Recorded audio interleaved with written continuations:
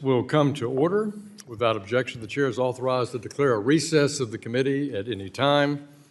Today's hearing is entitled the Federal Reserve Semi-Annual Monetary Policy Report.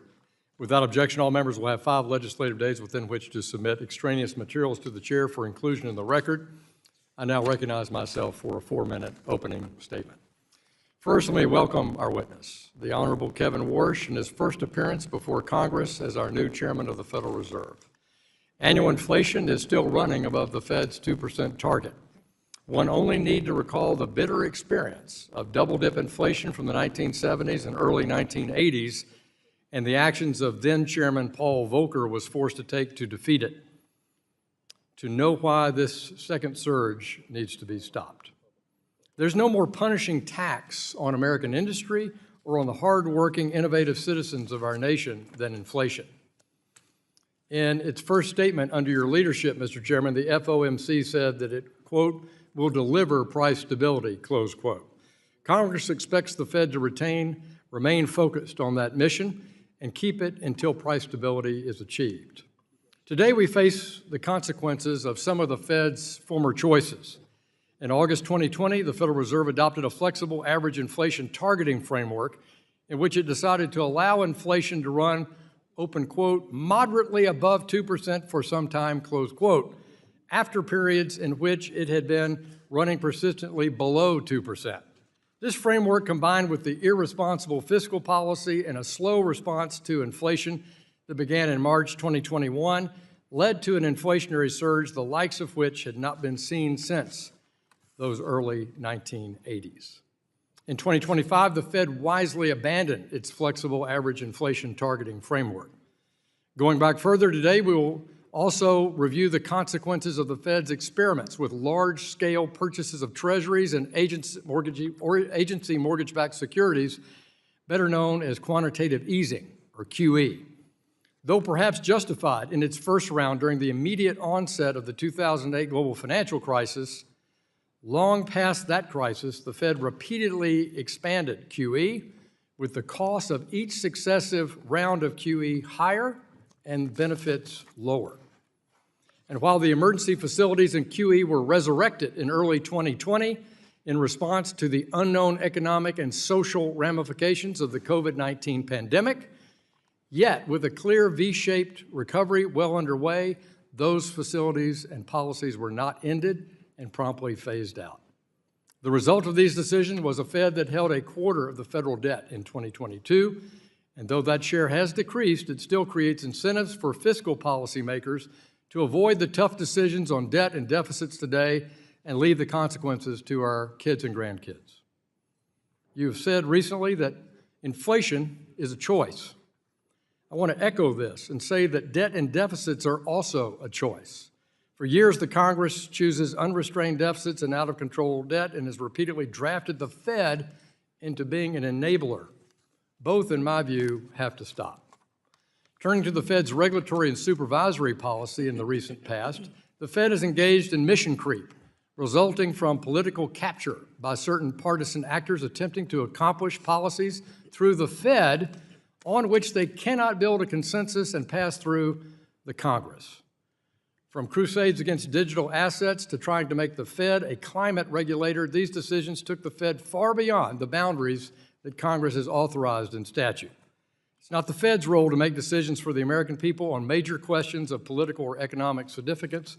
That's Congress's responsibility. The Fed needs to avoid repeating the mistakes of the past and reform itself to guard long-term monetary policy independence and restore the reputation of the Fed in an apolitical as an agent carrying out the Congress's statutory directives. I look forward to your testimony today, Mr. Chairman, and I yield back. I now want to recognize our distinguished ranking member of the committee, Mrs. Waters, for 4 minutes for an opening statement. Thank you, Chairman Hill. Chairman Warsh, you are taking the helm of the Federal Reserve at an important moment. Congress designed the Fed to stand apart from politics so that it can support stable prices, maximum employment, financial stability, and the long-term interests of the American people, and not the personal interests of a president. Today, working families are being crushed by the rising cost of living. They pay more at the grocery store, more at the gas pump, and more for housing than they did a year ago. Just today, the Bipartisan Joint Economic Committee reported that Americans have paid a total of $56.4 billion more in gas since Trump began his endless war with Iran. That's $477 for each household in America. In fact, the Federal Reserve's own research shows that 1 in 10 Americans skips meals because they simply cannot afford it. Workers are also worried about what artificial intelligence means for their jobs and their financial security. The one common thread of all of this is Trump, whose policies and actions made the economy and the concerns of American people so much worse. His tariffs have driven up costs for consumers and businesses. His attacks on independent financial regulators have undermined confidence in the mission of institutions that have protected the public. His war in the Middle East, which has no end, continues to hurt gas and grocery prices. Despite this pain being felt by American families, there is one family making fistful of money, the first family.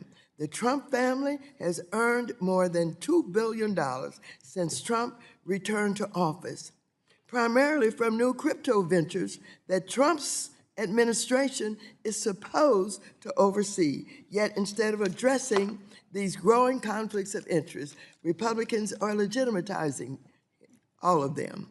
They blocked all efforts to stop this profiteering when they passed the stablecoin and crypto legislation.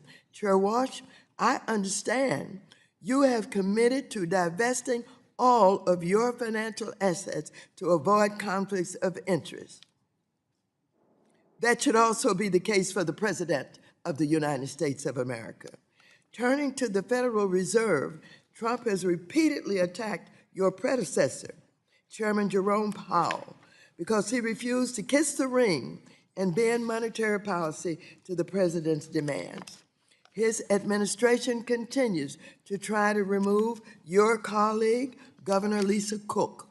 I hope we hear from you today how exactly you will defend your colleagues and the Federal Reserve.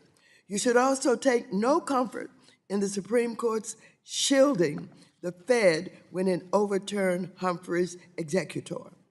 The court vastly expanded presidential authority over independent agencies, and it is likely to still come for other functions of the Fed, like bank supervision next. Committee Democrats will continue fighting to protect the independence of the Fed and other agencies, strengthen consumer protections, and build on an economy that prioritizes working families, not the president, the wealthy or the well-connected. So I look forward to your testimony today. I yield back the balance of my time. The gentlewoman yields back. I now recognize the chair of the Task Force on Monetary Policy, Treasury Market Resilience, and Economic Prosperity, Mr. Lucas of Oklahoma, for a 1-minute opening statement. Thank you, Mr. Chairman, and welcome, Chairman Warsh, to your first hearing as chairman, and congratulations on your confirmation. We look forward to your testimony today on the Monetary Policy Report. In your first meeting, you announced a number of welcome reforms, including establishing 5 task forces that many members are eager to get your thoughts on. For example, former Chair Powell had committed to review some of the Fed's communication tools, and although we expected that to be completed last August, alongside the review of the consensus statement, it is yet to happen. A review of the Fed's communication tools is long overdue, and we look forward to your focus on completing that project through the task force. We also spent time this Congress examining the composition and the size of the Fed's balance sheet, an effort that you are now undertaking at the Fed. It is vital that the Fed get this right. We welcome continued collaboration on that front. And I have a lot to talk about today. I look forward to your testimony and our discussion, and I yield back, Mr. Chairman. Thank you, Mr. Lucas. I recognize the ranking member of the Task Force on Monetary Policy, Treasury Market Resilience, and Economic Prosperity, Mr. Vargas of California, for a 1-minute opening statement.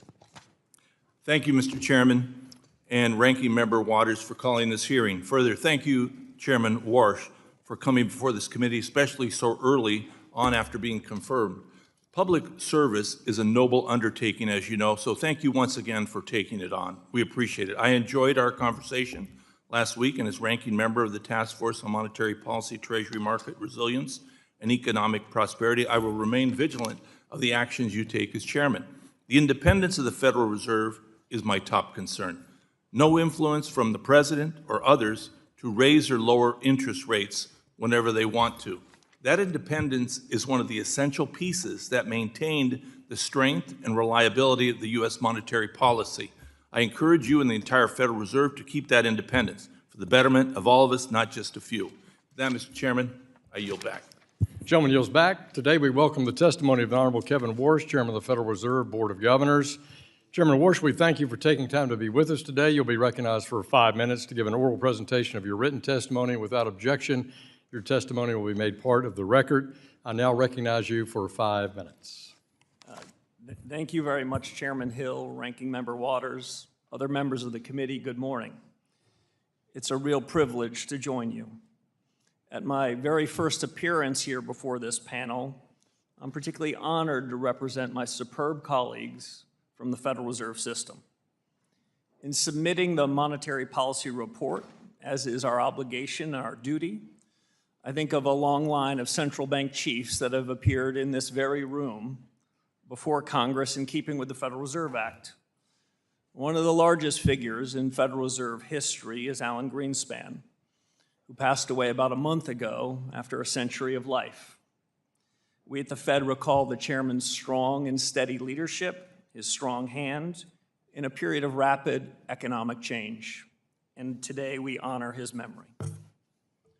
As a country, we just marked our 250th year. And when Americans count our blessings, we include an economy predicated on the brilliance of our constitutional design and a system of ordered liberty, an economy without equal in all it's done for human flourishing. Some forms of Fed communications, which I've spoken about previously, are discretionary, but not this one, and for good reason. It's a prudent and wisely conceived obligation designed to keep the Fed accountable, responsible, and faithful to its congressional mandate of full employment and price stability. These obligations are of a piece with the Fed's rightful independence in the conduct of monetary policy. Stepping back, I would say today as we sit here, Mr. Chairman, we're at a hinge point in history. It's up to all of us to meet this moment. The task for this generation of policymakers and of individuals and households in the private sector is to ensure that the American economy excels far into the future. Now at the Fed, our number one objective is getting monetary policy right. That's our clear and constant aim, the star we steer by. And if we get policy right, and I can assure you we will, the inflation surge of the last 5 years will be a thing of the past. Just a month ago, I chaired my very first meeting of the FOMC. My colleagues and I recognize that high inflation has been an undue burden on American households and businesses. And while monthly price volatilities and variations are inevitable, especially in an unsettled world, underlying inflation over longer time horizons is determined largely by monetary policy. As the chairman said at the outset, inflation's a choice. The members of our committee have no tolerance for persistently elevated inflation, and we share a resolute commitment to ensure price stability. This was the focus of our June meeting, at which we decided to hold the target range in the Fed funds rate at 3.5% to 3.75%. Now, naturally, our work at the Fed demands a proper reading on economic conditions. As you see in our report, economic activity grew at a solid pace, showing remarkable resilience in the face of recent developments. Household consumption, moderate. Manufacturing output, it moved up steadily this past year. The housing sector, however, gives a somewhat different picture and continues to lag. I want to highlight the most striking feature of this economy right now, and it's business investment. The rapid pace, which appears to be accelerating, reflects in part the construction of data centers and other infrastructure, and the immense demand for AI-related equipment and software. Investment in equipment overall increased about 8% for the year in the first quarter. Within that category, high-tech spending logged an especially impressive growth rate of nearly 25%. At the Fed, we don't yet know fully the extent to which the economy will benefit from AI. Yet it seems inevitable that that which we're now calling AI investment will soon just be called investment. Even so, new opportunities for the economy introduce new challenges for central bankers. We at the Fed are monitoring the implications for employment and for inflation. That brings me briefly, I'll end here so I don't go afoul of the time commitment, to the supply side of the economy, which deserves equal measure of discussion. Productivity growth has been strong, predating gains from AI adoption. America's labor force appears stable. Job creation has in fact kept pace with the workforce. The unemployment rate is low and changed little over the last year. And we've seen relatively few layoffs. In closing, I will say this. I came to my new position as a believer in the very best of the Fed's traditions. I'm heartened by the welcome I've received and by the encouragement of my colleagues in considering how best to advance the conduct of monetary policy. We have a duty to point this institution forward, to take a fresh look at current practices, to make sure we're serving the objectives you gave us, and we're going about it systematically.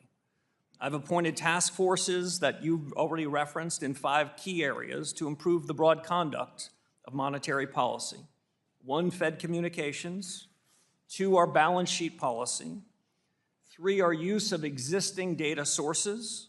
4th, productivity and jobs in an era of remarkable transformation. And 5, and not least important, the Fed's inflation frameworks. The purpose of this initiative is to equip the Fed to make better decisions in monetary policy and put these years of high inflation behind us. We're starting a new chapter, Mr. Chairman, at the Federal Reserve. In this consequential time for our nation, I can report to you that we at the Fed intend to be fit for purpose and focused on the future. We are the Federal Reserve, Mr. Chairman, and we're determined as ever to fulfill the mission that Congress has given us. Thank you, Mr. Chairman. I welcome your questions. Thank you, Mr. Warsh. We'll now turn to member questions. I recognize myself for 5 minutes. As outlined in your statement, inflation is the result of many factors. Of these, the Fed has control only over one, monetary policy, as expressed through its interest rate and balance sheet policy. Today, a potential second surge of inflation is appearing due to factors outside the Fed's control. What the Fed can control is how it reacts. Though upward pressure on prices may diminish on its own, it's not a sure thing. The Fed may be able to look through these inflationary pressures, but the Fed has believed that before and has been wrong. High inflation affects Americans in the here and now, not in some hypothetical future composed of long-term projections or of inflation expectations. Mr. Chairman, I was very encouraged to hear both in your testimony and your opening FOMC statement about restoring price stability as a top priority for you. When we think about that in the near term, though, how do you and your colleagues on the Open Market Committee plan to accomplish that given the policy tools at your disposal? Well, thank you, Mr. Chairman. We want economic growth to be more broad-based, and we want the change in prices, the increase in inflation, to be more limited. There are a lot of things that are happening that are outside of our control, as you mentioned, conflicts overseas and the rest. We can't have and shouldn't have a direct control on that. But inflation's a choice. We monetary policymakers need to choose lower prices, and that's the commitment my colleagues have made. In direct answer to your question, I would say we're doing 3 things. 1, commitment, which you heard at our first FOMC meeting, and I hope you heard today, is we're committed to the Fed to deliver price stability. We're committed to the 2% inflation goal, And so for businesses or households or market participants who came into this saying, well, they said before they were committed, but they seem to have tolerated a higher level of inflation, that commitment is resolute. Second thing that we can do is take ownership. This isn't a time for us to pass the buck, to blame others. The Federal Reserve can and will deliver price stability. We have the tools that you mentioned, both interest rates and balance sheet policy, that can help us achieve that aim.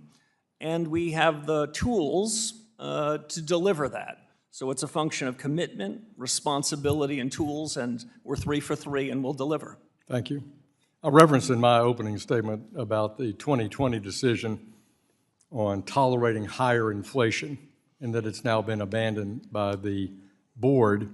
Clearly, I think that was a policy error. It was praised by some at the time in August of 2020, but I found it alarming at the time it took place. First of all, do you agree with the FOMC's decision to abandon that? And secondly, how do you consider this past 6 years of experience when you look at the task force work on the framework question for looking at inflation? Yeah, so there's no secret that at the time that the framework in 2020 was announced, the new framework, which was intended to get inflation higher, that at the time and in subsequent years before finding my way into this job, I was very critical of it. That central bank wasn't the first central bank to ask for a little more inflation and end up with a lot more. It was a mistake. The framework did not succeed in its objectives, and I am pleased that before my arrival, that my predecessors took that and cast it aside. All central bankers are going to make some share of mistakes, but when they make a mistake, they've got to call it out. Had that mistake been called out sooner, I don't believe we would have been burdened with this undue tax over the last 5 years. It's nearly the same degree. That's why we are reform-oriented. That's why my colleagues and I are so driven by these task forces to think about them anew. And in final response, I'd just say one of the task forces you mentioned is to revisit the inflation frameworks that the Federal Reserve uses so that we can better understand what will cause inflation to rise and fall and what we can do about it. Well, thank you. And you also referenced courage in your opening statement, and you've just outlined the toughness of the set of policy choices that you and your fellow governors have. So difficult that your longtime predecessor, Arthur Burns, described that mission as the anguish of central banking to try to cope with the different structures. So in the last seconds I have left, will your task force work review the issue of what you have control over versus what is in the control of the Congress and regulatory and executive branch authority? Yeah, I'll be brief in my response given the time. There's no anguish in central banking here, Mr. Chairman. We have the commitment, the power, and the responsibility to deliver on the mandate that this committee gave us, and we will. We've got full ability to do it, so you will not hear me blaming anyone else. Thank you, Mr. Chairman. My time has expired, and I recognize the ranking member, Mrs. Waters, for questions for 5 minutes. Thank you, Mr. Chairman. Chair Walsh, Section 10 of the Federal Reserve Act states, and I quote, "No member of the Board of Governors of the Federal Reserve System shall be an officer or director of any bank, banking institution, trust company, or Federal Reserve Bank, or hold stock in any bank, banking institution, or trust company," quote unquote.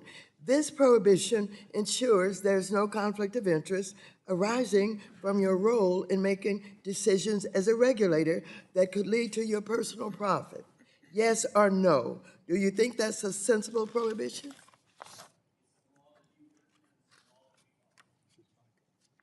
Check your mic, Mr. Chairman. Excuse me, Ranking Member. It's the law you've written, and it's the law we will follow. Let me keep going. Vice Chair Baumann and FDIC Chair Hill testified last year that this prohibition is good public policy as it ensures that bank regulators serve the public's best interest and not their own. Now, unfortunately, President Trump undermined the independence of financial regulators, mandating the White House must now review and approve regulatory rules put forward by banking regulators, including the Fed, except when it comes to monetary policy. And instead of focusing on the job Americans elected him to do, the president grossly profiting off of his position to the extent the president and other executive branch officials now have a say in regulations in the Fed issues.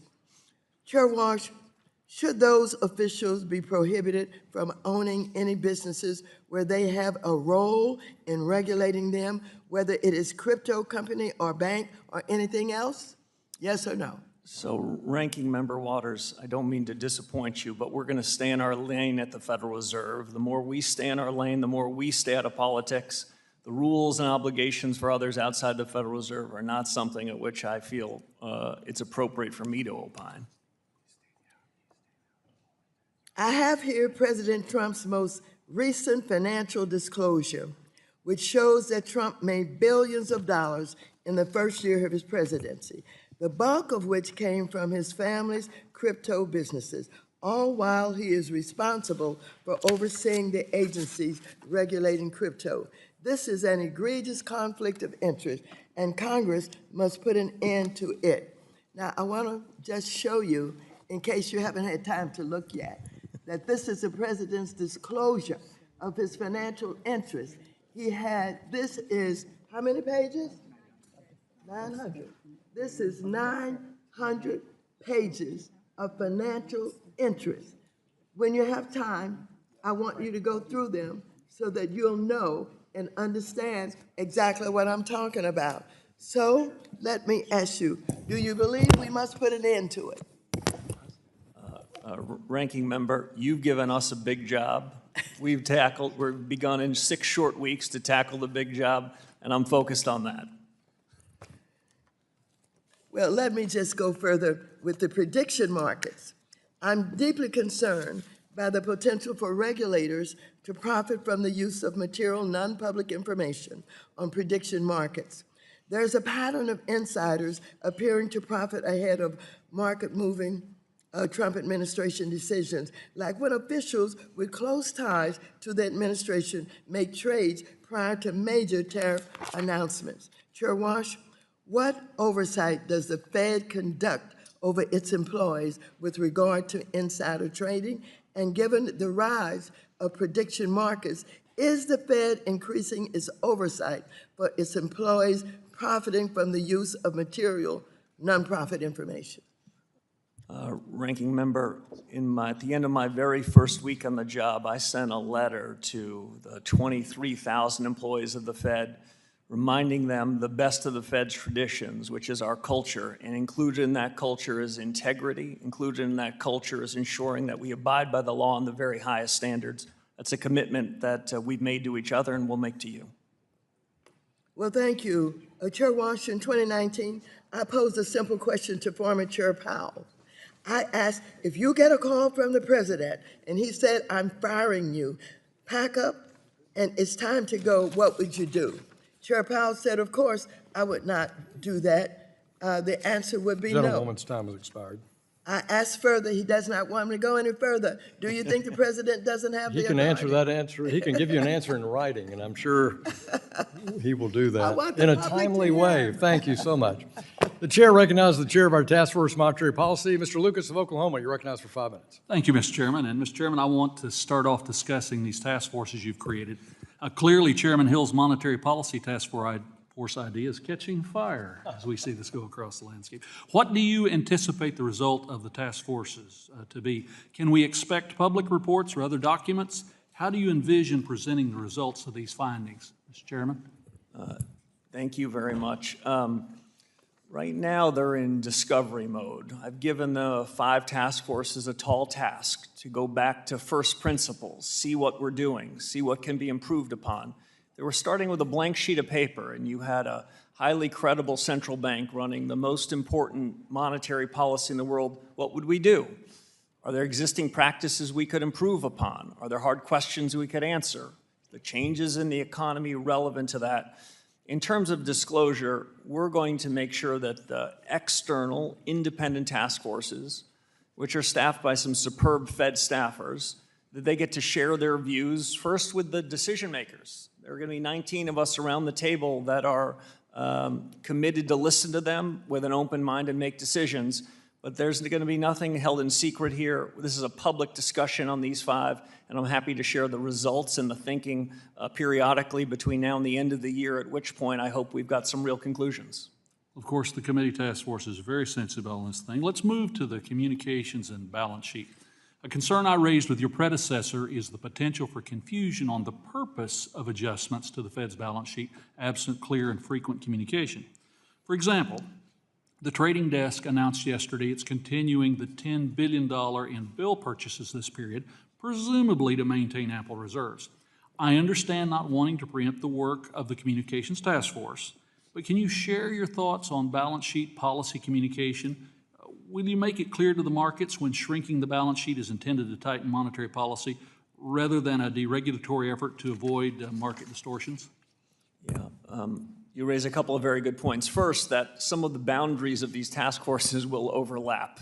In some sense, each of the task forces are charged with obligations that are ultimately the FOMC and the Board of Governors.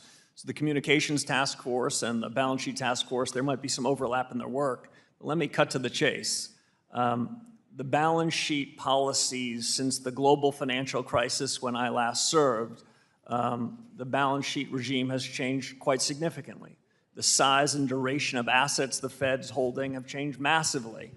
They changed first in a period of crisis. That was the design of this new balance sheet policy. I don't want to prejudge decisions that this task force makes, but it's no secret of my long-held views, and I'll just state them 3 ways. One is the balance sheet is part of monetary policy. Monetary policy is made both through interest rates and through the balance sheet policies. The balance sheet isn't merely about plumbing. So that's point 1. Second, I want to assure you that if there were a change in balance sheet policy, that we would preview it, explain it, debate it, and no changes in balance sheet policy would happen without good advance notice to the likes of this committee and broadly financial markets. And 3, as we think about balance sheet policy, we at the Federal Reserve have to do, I think, a strong and compelling job to stay clear of fiscal policy. We want to be out of the fiscal policy business, which is between you and the Treasury Secretary and the President, and focus on monetary policy. Those are among the big questions I've asked this group of 3 distinguished leaders to take on, and I look forward to hearing what they have to say about it. The composition of Treasury purchases continues to trend towards more price-sensitive market participants. The MPR details this trend along with the strong demand and increased liquidity, though we know from experience conditions can worsen quickly in the crisis. How are you thinking about financial stability and the threat of fiscal dominance as Congress fails to get spending under control while the demand for our debt, including the Federal Reserve, continues to change? So it's an excellent question. As we sit here today, the average duration, that is the average outstanding stock of assets that are held by the Fed and U.S. Treasuries is about 6.5 years. The Treasuries that held in the market are about 4.5 years. I understand in periods of crises, like the 2020 pandemic and the 2008 crisis, central banks by design needing to step into markets to create a fair price. But in more benign times, when our overall holdings are larger than the market, that's something where monetary policy is, in the language of former Chairman Volcker, on the edge of its authority. These are among the questions that this task force will look at. Thank you, Mr. Chairman. Yield back, Mr. Chairman. Gentleman yields back. Chair recognizes the ranking member of the House Small Business Committee, Ms. Velasquez of New York, for 5 minutes. Right here. Welcome to the committee. I would like to start with a straightforward, simple question. Do you work for Donald Trump? Yes or no? If I'm permitted to say, we're an independent central bank. We're honored to be independent. Our independence came from you. Okay, that's enough. Thank you. What steps would you take if the president or others in the administration target you or your fellow governors because he doesn't like how many of them are voting on interest rate policy? So it's not my intuition to engage in hypotheticals, but I'll tell you this. The Supreme Court said... That's an easy way out. The Supreme Court said that the Federal Reserve and the conduct of monetary policy is independent. To the extent there were questions about it, the courts answered those questions. So what would you do?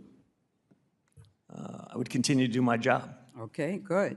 Chair Warsh, do you agree that current monetary policy exists in an extremely polarized and politicized environment? Outside the four walls of the Federal Reserve, there's no doubt a lot of politics. But my goal inside the central bank is for there to be no politics. To the extent there's politics there, we're going to get rid of them. Well, I, along with many on my side, will say that the attempted firings of a sitting Fed governor and Fed chair in the central bank's 111-year history is quite the politicization and polarization of the Fed. Chair Warsh, at your nomination hearing a few months ago, you said, and I state, I am committed to ensuring that the conduct of monetary policy remains strictly independent. You just said that. Are you still committed to conducting independent monetary policy today? Absolutely. Given the current mistrust of government and the political environment surrounding your appointment, the decision to limit communications and offload Fed objectives to clandestine task forces with no clear transparency calls your motivations into question. Can you commit today to institute an explanatory framework that details the reasoning of the Fed's actions following policy changes? Yeah. I'm here today, Congressman, to do just that. And I think I've demonstrated in my first 6 or 7 weeks in office a commitment to independence and a commitment to reform. Those two are of common importance, and I'm going to deliver on both of them. I'm glad to hear that. Thank you. Chair Warsh, at your first post-AOMC meeting as chair, you were asked how you intend to handle Fed communications going forward. You answered, and I quote, "We made some changes today. I expect more changes to come, and some of those might well be worthy of a press conference." To me, that is not a very definitive standard. Can you commit today to creating a fixed public standard for which FOMC decisions and procedural changes trigger a press conference rather than deciding case by case which ones might be worth it? Yes or no?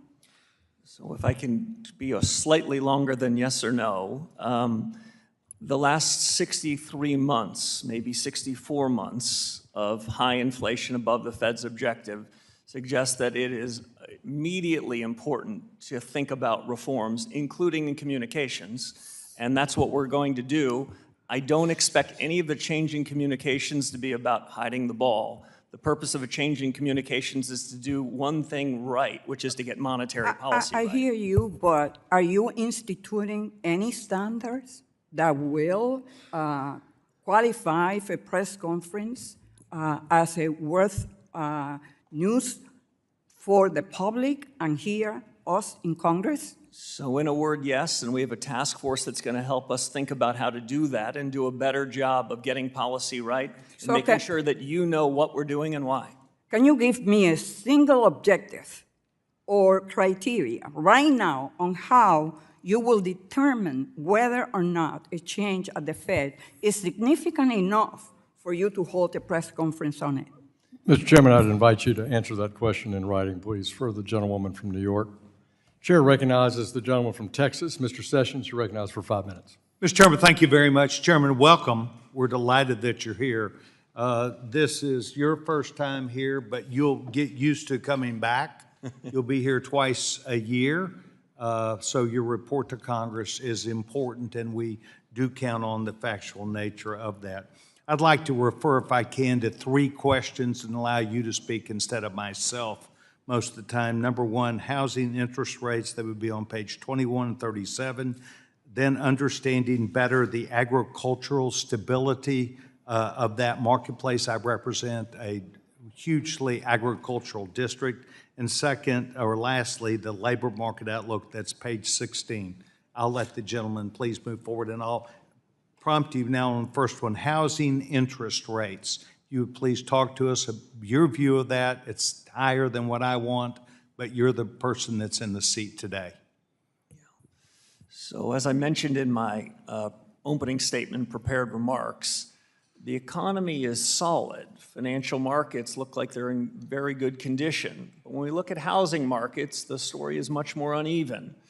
30-year fixed-rate mortgages, which is really the relevance of much of this discussion to a lot of hardworking Americans, it's higher than it's been, and in part, that's because of inflation that has been above the Fed's objectives. Okay, and looking forward, so we have your goal, what can we look at you and say, what is our new chairman going to do about that? So he's going to deliver price stability with his colleagues at the FOMC.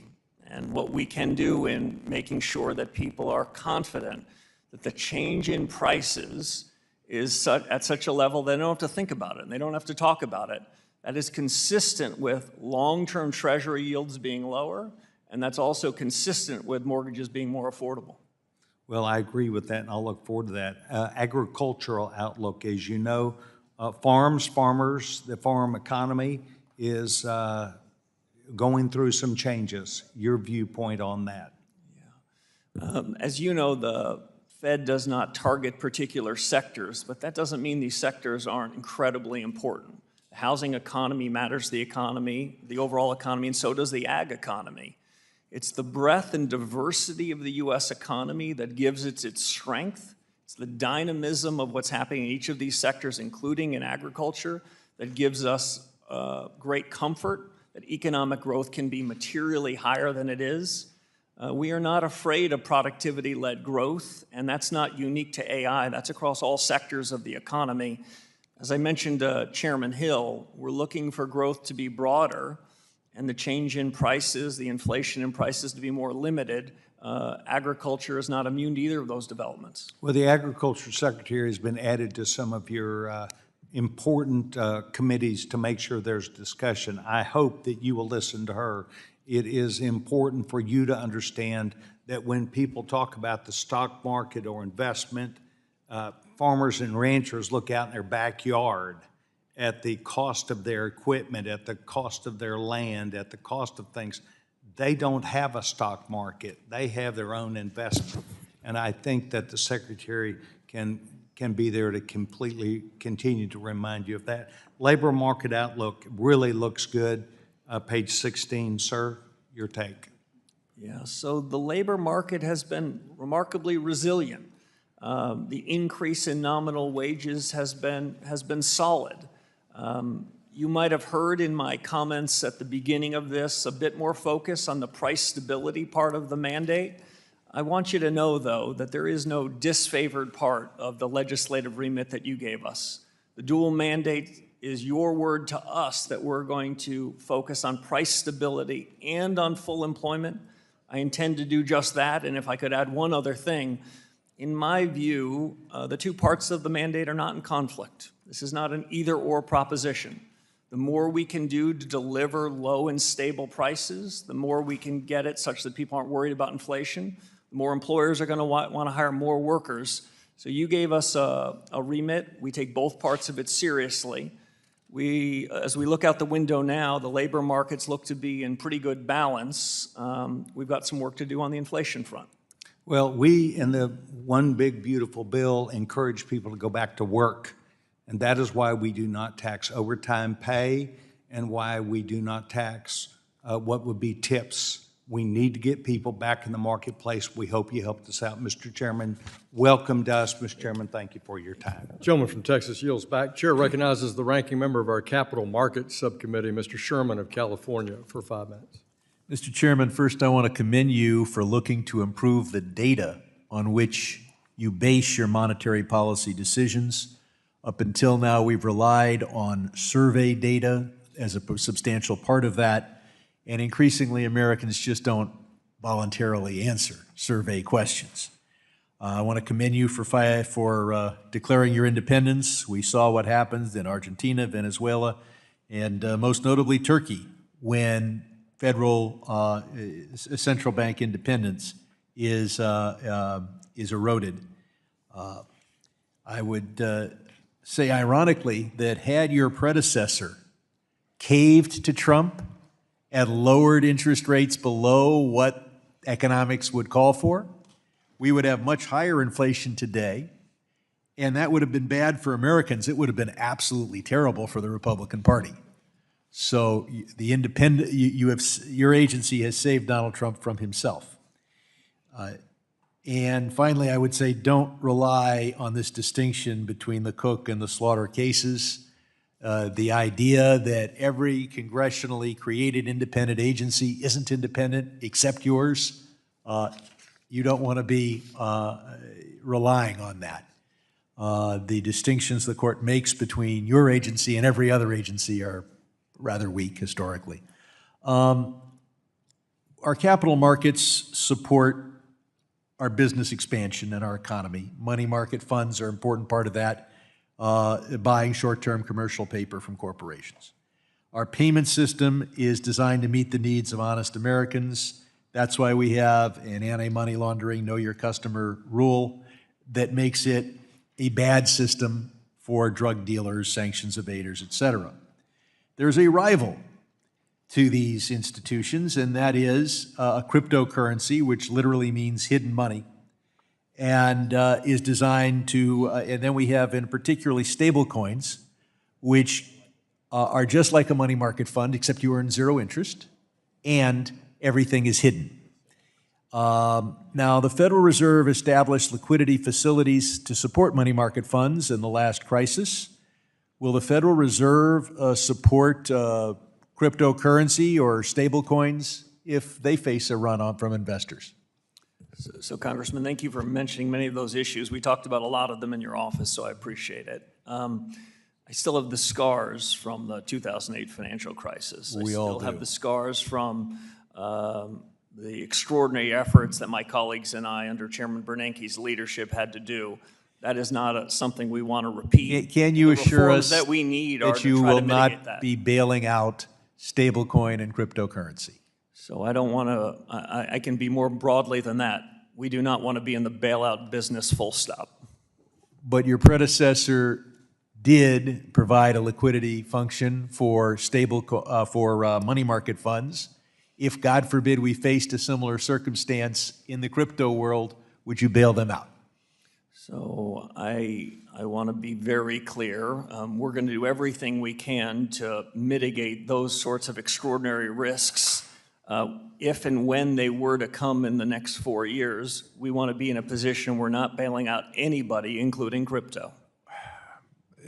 You're not really answering the question. Obviously, everybody prefers our economy works well. And I'm certainly concerned with giving non-banks direct access to the payment system, and this Kraken filing with the Kansas City Fed is concerning, but I want to move on to Basel III. Your predecessor said that the capital requirements for banks in 2019 were about right. The current reproposal substantially raises those capital requirements. Were capital requirements about right in 2019, or should they be higher than that today? So the good news is we have a proposed capital rule that's out for comment. I'm quite interested in getting the reports and the comments on that, and I look forward to reviewing those and making a judgment. I would say, as a first principle, strong capital ratios, strong liquidity ratios, strong supervision, and strong market discipline, they're all of a piece to ensure we don't find ourselves in a world where there's unsafe or unsound institutions. We, of course, want strong limits. On the other hand, if you go overboard, you hurt economic growth and hurt the economy. I hope in that review process you'll look at low-income housing tax credits, where you've already moved from 400% to 100%. It should be closer to 20%. These are very stable assets. Gentleman's time has expired. And my time has expired. Appreciate you, Mr. Sherman. The chair recognizes the chair of our subcommittee on financial institutions, the distinguished gentleman from Kentucky, Mr. Barr. Thank you, Mr. Chairman. And Chairman Warsh, congratulations on your confirmation and swearing in as the 17th chairman of the Federal Reserve. I am grateful for your commitment to reforming the Fed, and that appreciation is surpassed only by our shared love for Kentucky thoroughbreds and your love of the great sport of horse racing. Let me just ask you, first of all, since you're swearing in over 7 weeks ago, things seem quite a bit different over at the Fed. A few examples: elimination of forward guidance, abstaining from the dot plot, creation of these 5 specialized task forces, and maybe most impressively, taking accountability. Instead of blaming inflation on the pandemic or supply chain interruptions or tariffs or the Strait of Hormuz, you are saying that inflation is always and every time the result of the Fed supporting printing too much money. Tell me, Mr. Warsh, you appear to be quite different from your predecessors. How are you different? So I've known 5 of my predecessors. I've learned particular lessons from each of them.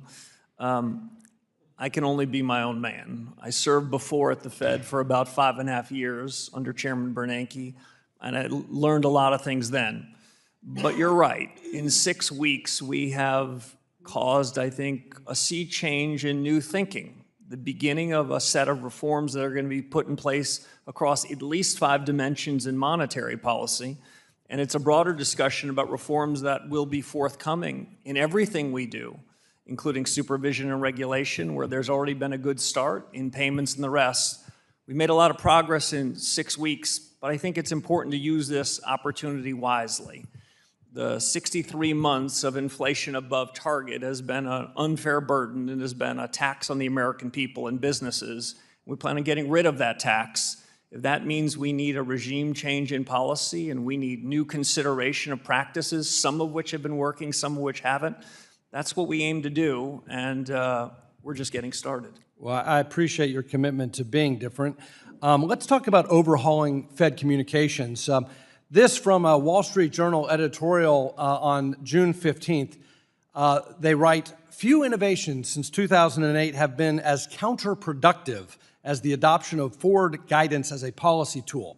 The constant yammering, long policy statements, press conferences after every FOMC meeting, nonstop speeches by Fed officials, and above all, the quarterly summary of economic projections has exposed how little the Fed understands about the economy and trapped officials in errant policies."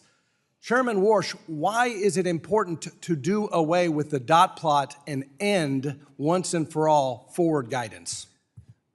Well, Congressman, I've made no secret, probably over the last 15 years, of my views on communications.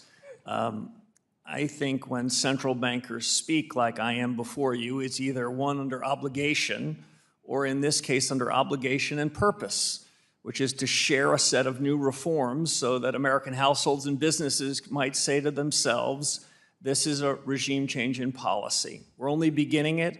I'm keenly interested in the views of these 5 task forces, and ultimately, these are decisions that are going to be made jointly. The best of the Fed's traditions are to work collegially, and I've really been quite impressed how open-minded my colleagues have been to take it up, specifically in communications. If we were to share with you our every passing thought, I worry not that there's anything wrong with us, but we're human. And if we were to give you my projection today about what we'll do when we meet in 2 weeks, what we'll do over the course of the year, that we'd then find ourselves sort of taking information that's consistent with our priors and rejecting information that's inconsistent.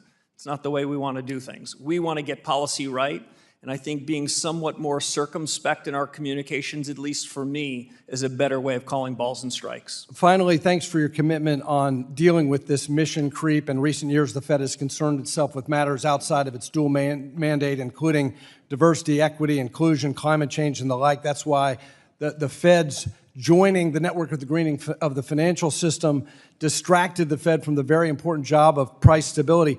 How will you keep the Fed from rejoining the network for the greening of the financial system, or veering into these peripheral and distracting matters that go beyond the statutory remit of the Fed? By being very clear of our obligations. You told us that our job is full employment and price stability. You gave us plenty of other hard work to do. We'll have a series of reforms outside of monetary policy. Our plate is full. We will not be wandering into other areas, I can assure you, Congressman. Thank you. I yield back. The gentleman from New York, the ranking member of the House Foreign Affairs Committee, Mr. Meeks, you're recognized for 5 minutes. Thank you, Mr. Chairman. And congratulations, Mr. Chairman. Let me just jump into this, because in your testimony, you talked about the Federal Reserve's, and I quote, rightful independence in the conduct of monetary policy, which is good. Now, as the Chairman Hill has indicated, I also do some foreign affairs work.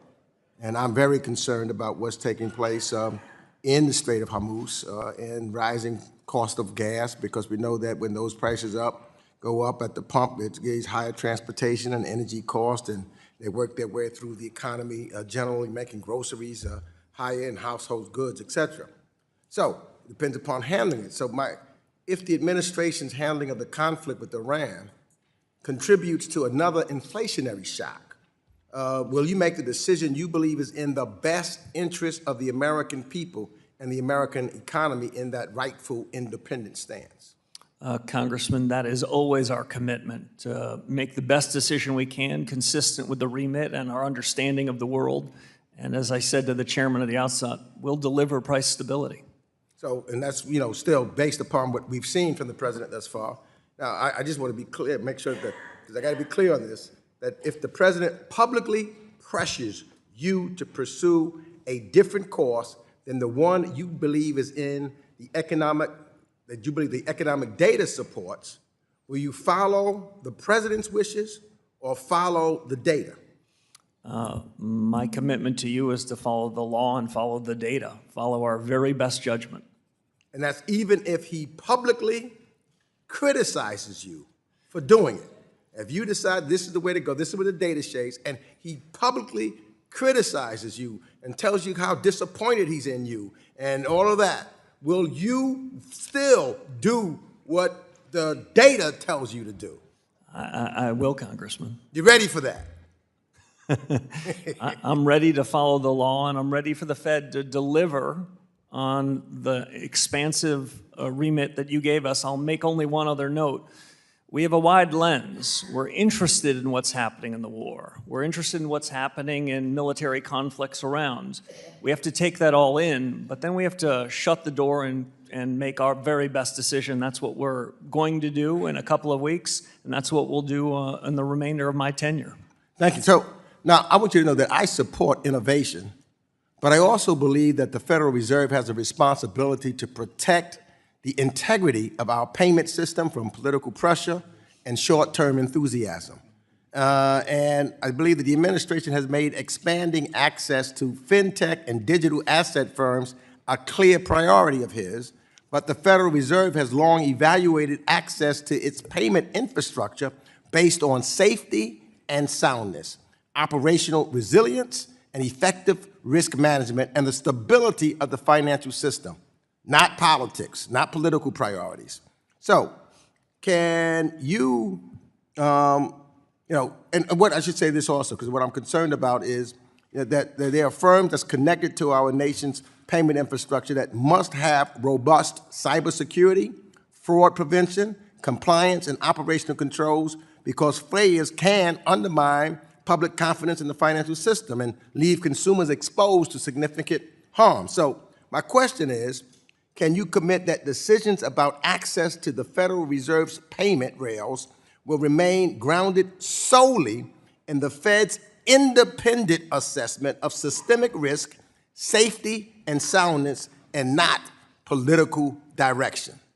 We're going to keep politics out of the Fed. We're going to stay focused on the responsibilities you've given us. And I think you highlight something very important. This new technology revolution, which is hitting the Federal Reserve and the economy, provides huge opportunities. The United States can lead in payments. Our economy can be the strongest in the world and improve its growth rate, but it's not without risks, and we at the Fed are going to strike the right balance between the challenges and the opportunities in payments and more broadly. Let me just ask this, I got 28 seconds, but what objective standards must any firm satisfy before you conclude that the benefits of innovation outweigh the risks to consumers and the broader financial system? I like the way you think. A benefit cost test is a good test for economists like us, and if the benefits exceed the cost, then that's the kind of policy, procedure, and objective we want to pursue. Thank you. Thank you, Congressman. Gentleman yields back. The chair recognizes the chair of our Capital Markets Subcommittee, Ann Wagner of Missouri. You're recognized for 5 minutes. Hi, thank you, Mr. Chairman, and welcome, Chairman Warsh, and congratulations to you. My work on the Capital Markets Subcommittee as chairman has been focused on giving the American people and our small businesses more options and access to our markets, giving the everyday investor and the local employer better opportunities to grow their financial future and kind of on their own terms, I'd say. Under the previous administration, we saw a heavy-handed regulatory approach that aimed to strip risk out of our markets entirely.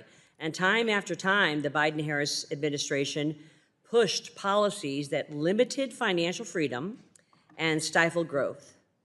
Our capital markets are, as we all know, the envy of the world, and that is because we allow Americans to weigh risk and reward for themselves and make the financial decisions that are best for them and their families. Chairman Warsh, at a high level, how do you view the Fed's role relative to the financial system, both as a central bank and as a bank regulator? And I guess what I mean is, should the Fed try to engineer all risk out of our economic system, or should it act as a prudent observer that only intervenes when truly necessary? So, Congressman, it's a leading question, which I can answer with a, we need to strike the right balance. We are not trying to take risks out of markets in normal times.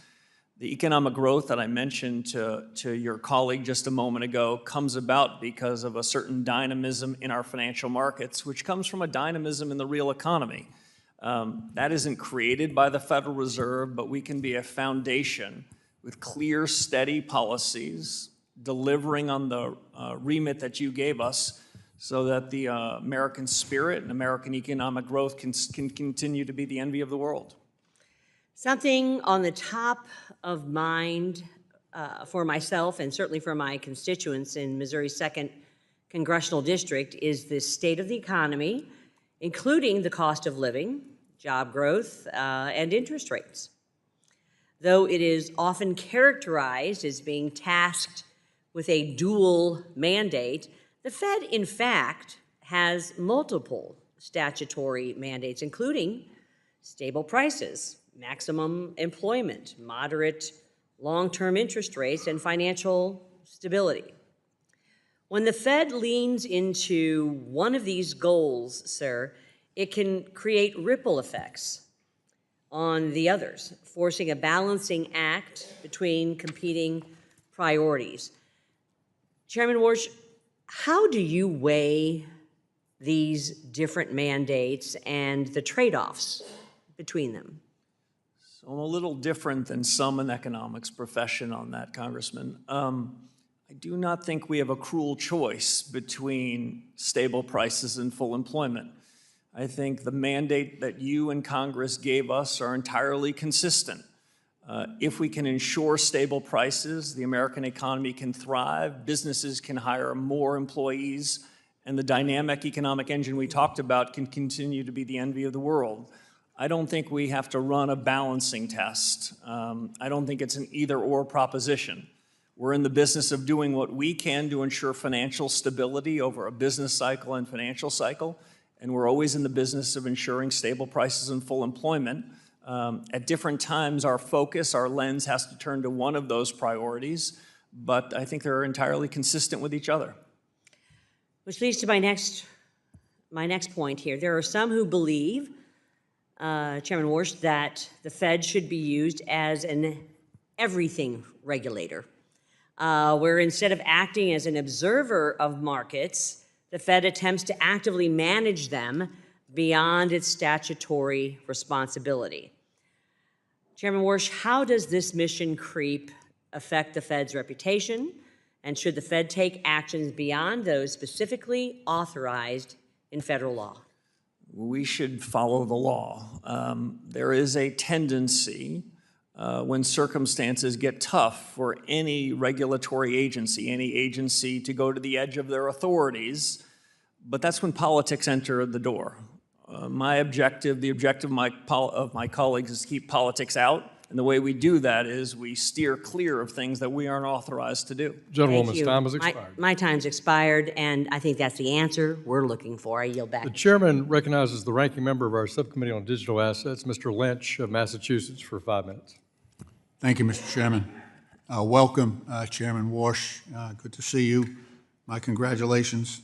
I was pleased to see that in your opening remarks you spoke to the issue of artificial intelligence. And as the ranking member on AI and crypto, I was just curious to try to tease some more of your thoughts out on that. You know, not only in the financial services context, but AI in general. I mean, in the past, the Federal Reserve has been able to identify risks of impact to the financial system, but also in a wider context as well. And I wonder if you'd share some of your concerns about that. And I guess I'd like to know, under your leadership, what will be the Fed's approach on AI and how you protect the system from some of the risks that may be attendant to the adoption of AI. Yeah, thank you, Congressman. We talked about this a bit in your office, and I appreciate the time. This is perhaps the most significant change in our economy in my adult lifetime. I take the new investments in intelligence, in some sense, to be one where we have to recognize it's a huge opportunity, but it also comes with risks and challenges. It is not the job of the central bank to provide or be certain of what the consequences are over the next 12 or 24 months. But we recognize that the United States is likely to be a big winner. The United States is at the forefront of these technologies. Both the human capital and the capital provided from investors are happening here. So the efficient frontier of these technologies are happening in the United States. This is a benefit broadly to our economy. But I don't want to sound overly complacent about it. These technologies also offer threats when they find their way into adversaries' hands. The infrastructure at the Federal Reserve, the infrastructure at our banks, large and small, they must feel new pressure as people are looking to use these technologies to do harm. So these technologies can be used for good and for harm. Over the long term, I think the U.S. is the winner. Over the long term, I think there is a material improvement in productivity, which should have a material improvement ultimately in wages and the strength of the economy. But the long term it can be quite far out, and we've got to monitor things month by month, quarter by quarter as we get there. Yeah, the thing that troubles me is every time we talk about AI, I hear about this race, and it's us against China, or it's us against South Korea, or countries in the EU. The problem with that thinking is that in this race, and we're seeing the velocity of change is enormous. It's exceeding, obviously, our ability to regulate AI.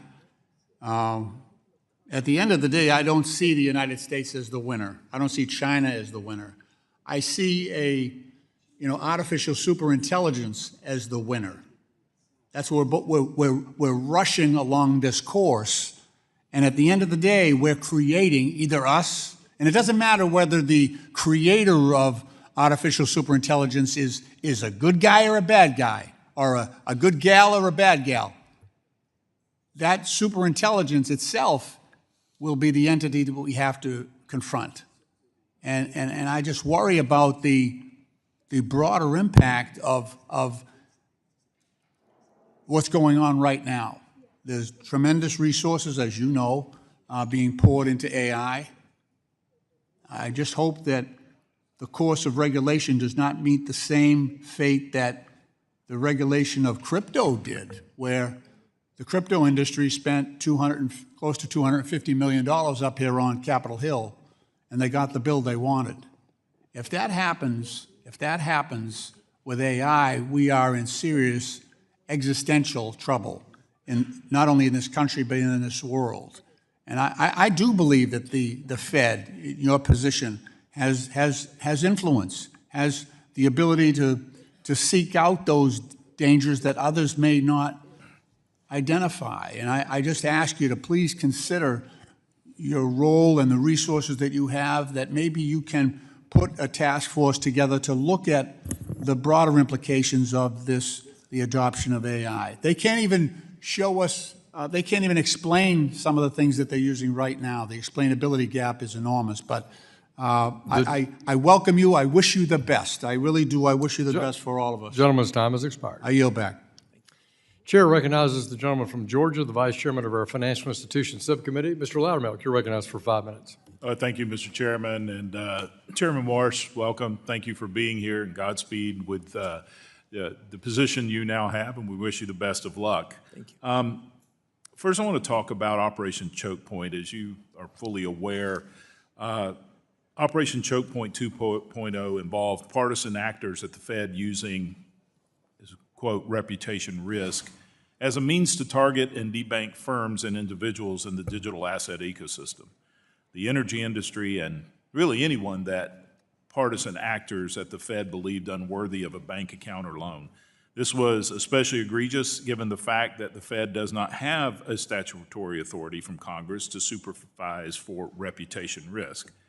While I'm happy that reputation risk has been wiped from the Fed's guidance to examiners, can you please tell us what steps the Fed can take to durably ensure that statutory silence is never again abused by partisan actors to attempt through the Fed what they cannot make through law in Congress, and also what actions that you may be taking? Yeah, so thank you, Congressman. Reputational risk has been removed from the dashboard that supervisors and regulators will have anything to do with. My view is that being a good supervisor and regulator is tough business, and we don't need to make it harder by bringing politics into it. Vice Chair Bowman has begun a series of reforms before I arrived in this, and I think you're going to find in the coming quarters and years we're going to continue to reform and refine our regulatory system so that we can have a safer and sounder financial system, and I'll add a more competitive one too. All right, thank you for that, and we appreciate your work in that area. The Fed currently holds a considerable share of federal debt and has for almost 2 decades now. With a ready buyer and low interest rates, it's not surprising that Congress has been incentivized to run up large and growing deficits over the same time frame. You've spoken before about the Fed's role here and the threat of monetary dominance and fiscal dominance. How can the Fed get out of the business of underwriting Congress's fiscal irresponsibility? One thing we can do is think hard about when we're going to be buying debt from the Treasury. This might not sound like perfect virtue, but when we have a crisis like in 2008 and 2020, my view is you created the central bank to take extraordinary actions. In more normal times, in a more normal business and financial cycle, fiscal policy needs to be a decision that you make with the administration. Fed should have nothing to do with it. I've set up a task force to focus on the balance sheet, to ask the question, first, what's the effect of the balance sheet on the conduct of monetary policy and ultimately inflation? Second, what are the pros and cons of different regimes? I'm not of the mistaken view we can go back to where we were when I arrived at the Fed in 2006, but I think there are several other sustainable equilibrium we can achieve. And the third question is equally important. It took us nearly 18 years to find our way into this balance sheet. We're holding a lot of long-term Treasury debt, long-term mortgage-backed securities. We won't be able to make changes overnight. Any changes that we make would be well deliberated, would be public, would be understood. and there'd be quite a bit of time before any of that was operationalized. I look forward to the recommendations of the task force, and I look forward to hearing from my colleagues around the FOMC as we contemplate alternatives. Well, thank you for that. And what are your greatest concerns with regard to the threat of monetary dominance? Yeah, so you have a different job than we do. The independence that many of your colleagues have spoke about this morning is a political and economic decision to give us the pen on interest rates, to let us be the deciders of monetary policy. I've always taken that as part of a bargain.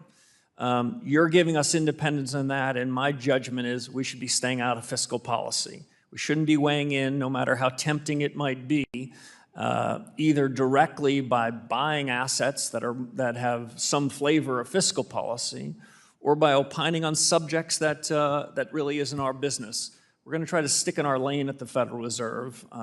We've been good at that for the last 6 weeks, but there's always a temptation to wander in other areas. I'm going to try to be reserved in my comments on fiscal policy with you and your colleagues. That's your job, it's not mine. Well, thank you for those answers. They're very thorough and very refreshing to hear. And with that, Mr. Chairman, I yield back. Gentleman yields back. Chair recognizes the gentleman from Houston, Texas, Mr. Green, who is a ranking member of our subcommittee on oversight and investigations. Mr. Green. Over here, Mr. Chairman. Thank you. Thank you, Mr. Chairman. I thank the ranking member as well. And I welcome you to the committee, Mr. Chairman, but I would also say to you that I will pray for you. And I'll pray for you because many of the questions that have been predicated today hinge upon a belief that you will sanction the president's desires. It is thought among the general public that you're in the position you're in because the president could not have the influence that he wanted to have with the prior chair, and he believes he can have it with you.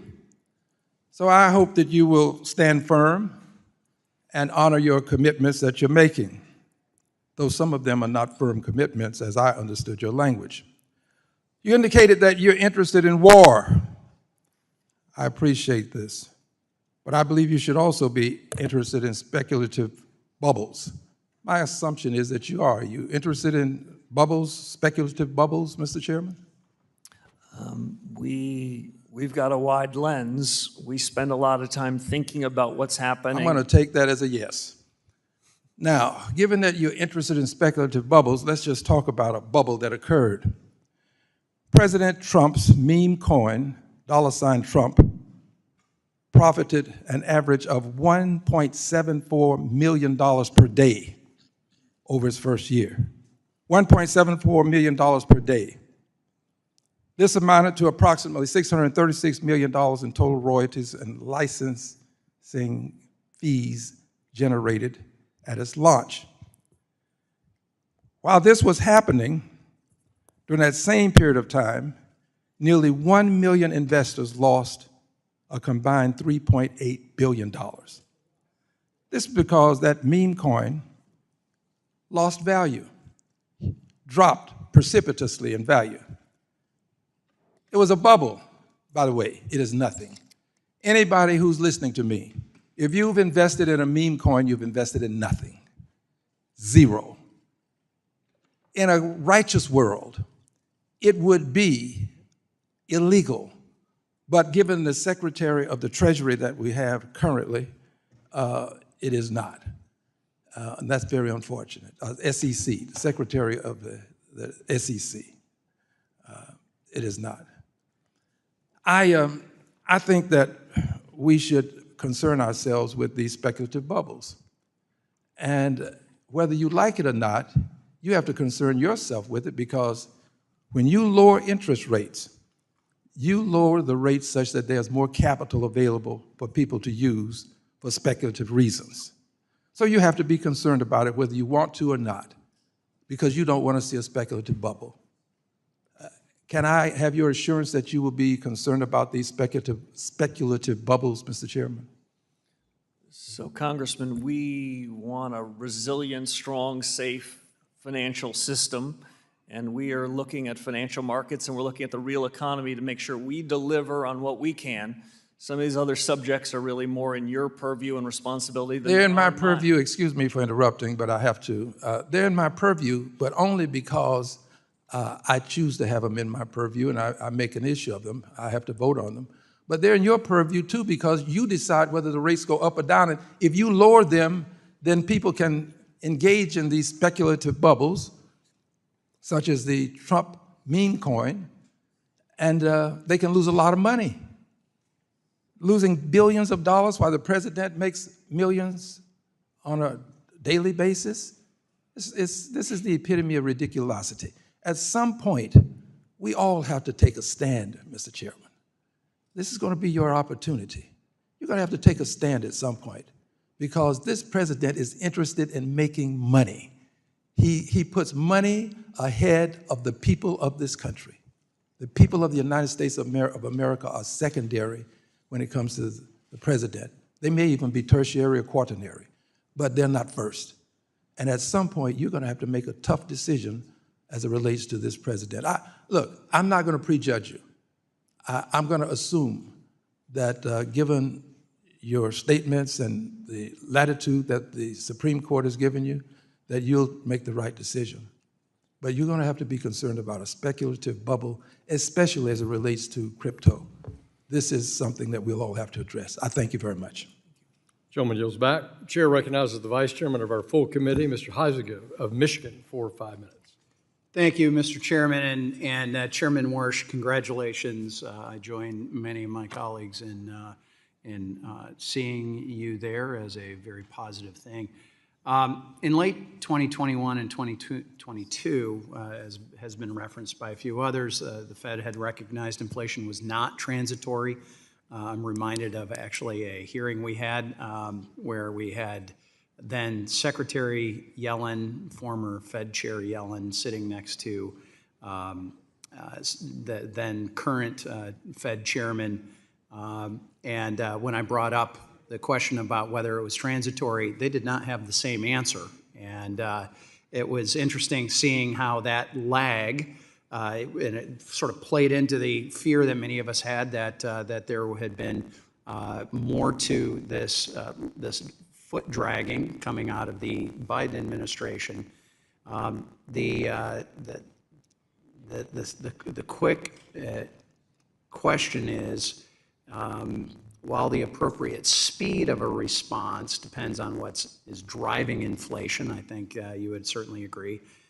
I'm curious your view of how the Fed should make that judgment and act quickly once it does, because I think, as has been pointed out, there was a lag. So, Congressman, I appreciate the question.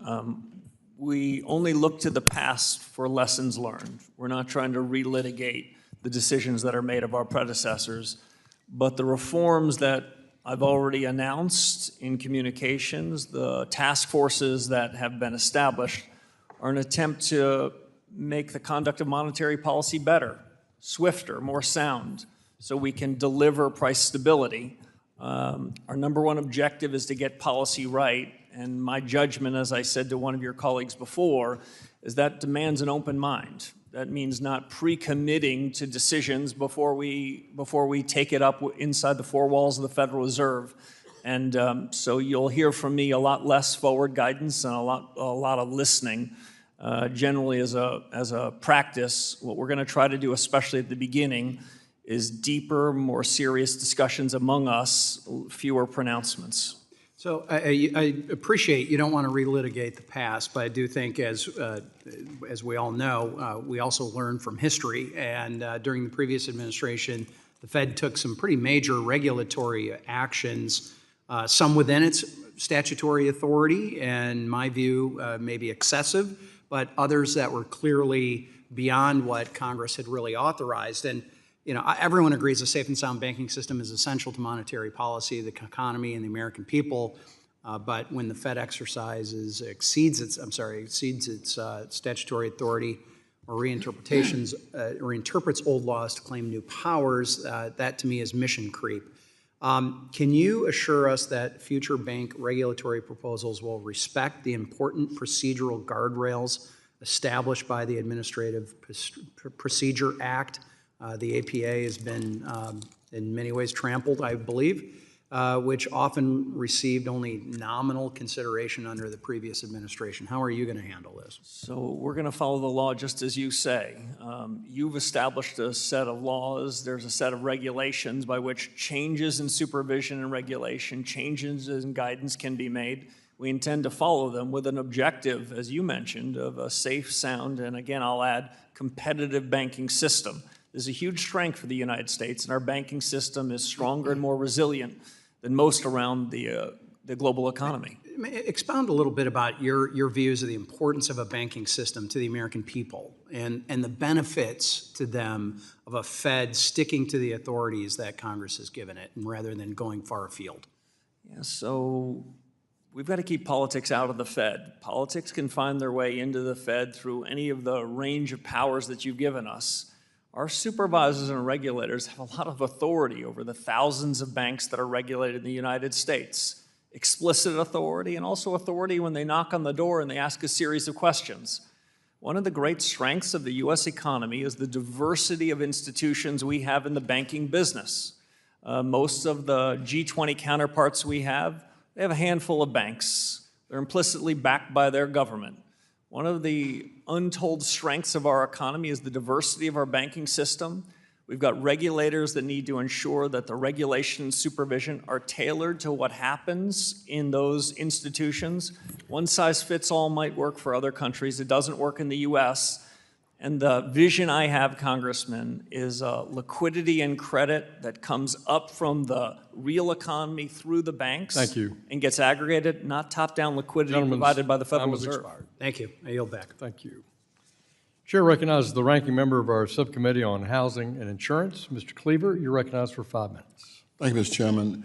Let me first, before I ask any questions, express my personal appreciation for you and Ranking Member Waters for allowing and giving my partner, Mike Flood, and I the opportunity to go out and deal with this housing issue that, frankly, I think is going to add a whole new dimension to our ability as a federal government to increase this human need for housing. So thank you very much. I appreciate, and I know he does as well, all of the freedom that you guys gave us. Thank you, Madam Ranking Member.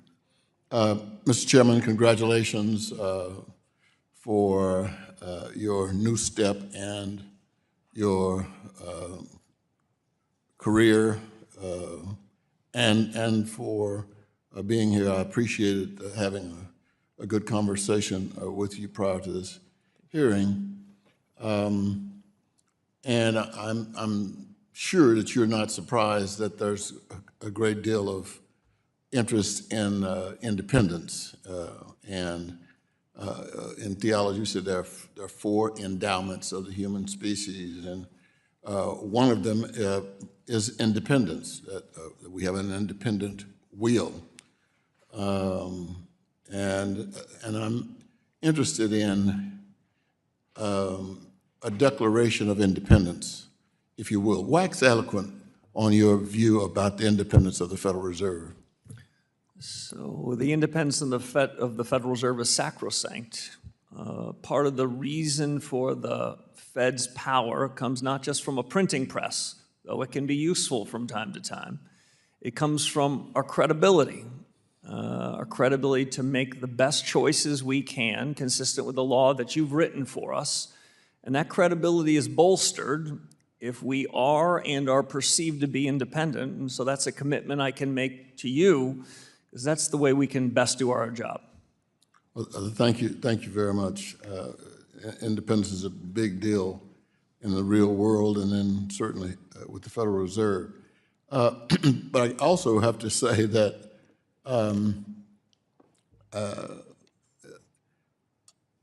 you know, there is a terror of the unknown, part of who we are. And the oldest and strongest of the human emotions is fear. It's almost the first thing we have. Even babies will jump because there's a fear of falling. Even they may not even realize they're in the world, but there's this fear. And I'm not sure what to call this, maybe AI anxiety, but I clearly have it. And it's only, my youngest son is an actor, and it would be inappropriate for me to tell everybody here to watch Sweet Magnolias on Netflix. However, I am concerned, he's concerned, as many of the people in that business, about what AI can do to that whole profession.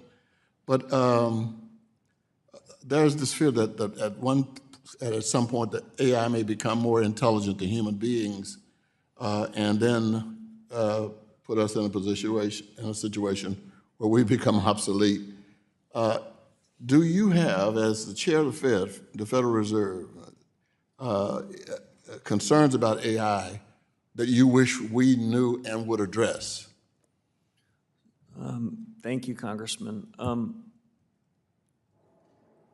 This is the most exciting opportunity, but with it comes the kinds of risks and challenges that you highlight. We at the central bank need to look at these with a view towards what do they mean for our mandate? What does it mean for our expectations of inflation over the next couple of years and beyond? What's it mean for employment? You told us that's our job, and so we have to look at artificial intelligence and the surge of technology with open eyes about it. I must admit that part of these challenges, I see huge amounts of talent and thinking inside at the Federal Reserve, but I wanted to bring in some outsiders to share a view, so I've created a task force on productivity and jobs to help us think about that connection. We're not outsourcing anything. We're ultimately Gentleman's time has expired. We're ultimately going to make these decisions, but American ingenuity has found its way into artificial intelligence, and it's an exciting time, but one that we're not complacent about. Appreciate it. Thank you, Mr. Chairman. Thank you. Chair recognizes the chair of our subcommittee on digital assets, Mr. Stile of Wisconsin. You're recognized for 5 minutes. Thank you very much, Mr. Chairman. Chairman Warsh, thank you for being with us today. A year ago on Saturday, the Genius Act was signed into law. And with that, a series of deadlines for rules to be promulgated began, and the clock began to tick. You came into your job confirmed approximately 2 months ago. The deadline for the Fed to promulgate rules is this Saturday. Will the Fed meet that deadline? Well, it's a fair and open question. I have been corrected. I've not been in the job 6 weeks, but 7. We're racing to put that out by this deadline. I'll just add one other thing, Congressman, without taking too much of your time. I think rulemakings from the bank regulators are best when we have a family fight between and among us, so that there would be one proposed rulemaking for comment. It might not be exactly true this time, but that's my objective, that we'd be coordinated in issuing our rulemakings at the same moment. I appreciate that. I think from this body, I think there's a huge opportunity with stablecoin, in particular to make sure that consumers are protected. That was one of the drivers of us passing that legislation. There's a lot of work to be done. You're new in your new role with the Fed, but we would like to be updated if, in fact, that deadline is not made. And then, in fact, when those rules will be promulgated, we're all anxiously awaiting, so appreciate your attention to that. Let me shift gears. There's been a lot of talk about AI. Obviously, as any new technology, as you have said, brings forward opportunity, but also risk. One argument, of course, is the labor market could collapse. We heard that offered by a couple of our colleagues. Of course, as we look back at other technological cycles in the United States, we've actually seen standard of living increasing. Jevons paradox tells us that actually as technological cycles come through, we have opportunities for greater employment, in particular if we get the rules of the road right, as in many ways the United States has in previous technological cycles. How are you analyzing your role with full employment, in particular as it relates to this next technological wave? If this cycle, Congressman, is like the previous positive technology shocks, The U.S. will be richer, will be more productive, there'll be more labor, there'll be more wages, there'll be more compensation. That is if this follows prior trends. This technology shock is likely more significant. This is probably the biggest change in my adult lifetime because it's not just the creation of a new widget. What it is, it's changing the method of innovation and the speed of innovation, and I can't think of a country on earth as well positioned to take advantage of it. So that's on the one hand, but on the other hand, it can lead to disruption. My own best guess is that the advent of the technology will be augmenting existing work, that employees that were there will be more productive. And ultimately, at the end of the day, I don't believe in the lump of labor fallacy. All the jobs that are there have already been created, and the technology will remove some. Well, it might be disruptive in the near term, but it'll create a lot of other jobs. Just to give one example from history, and then I'll close. Who knew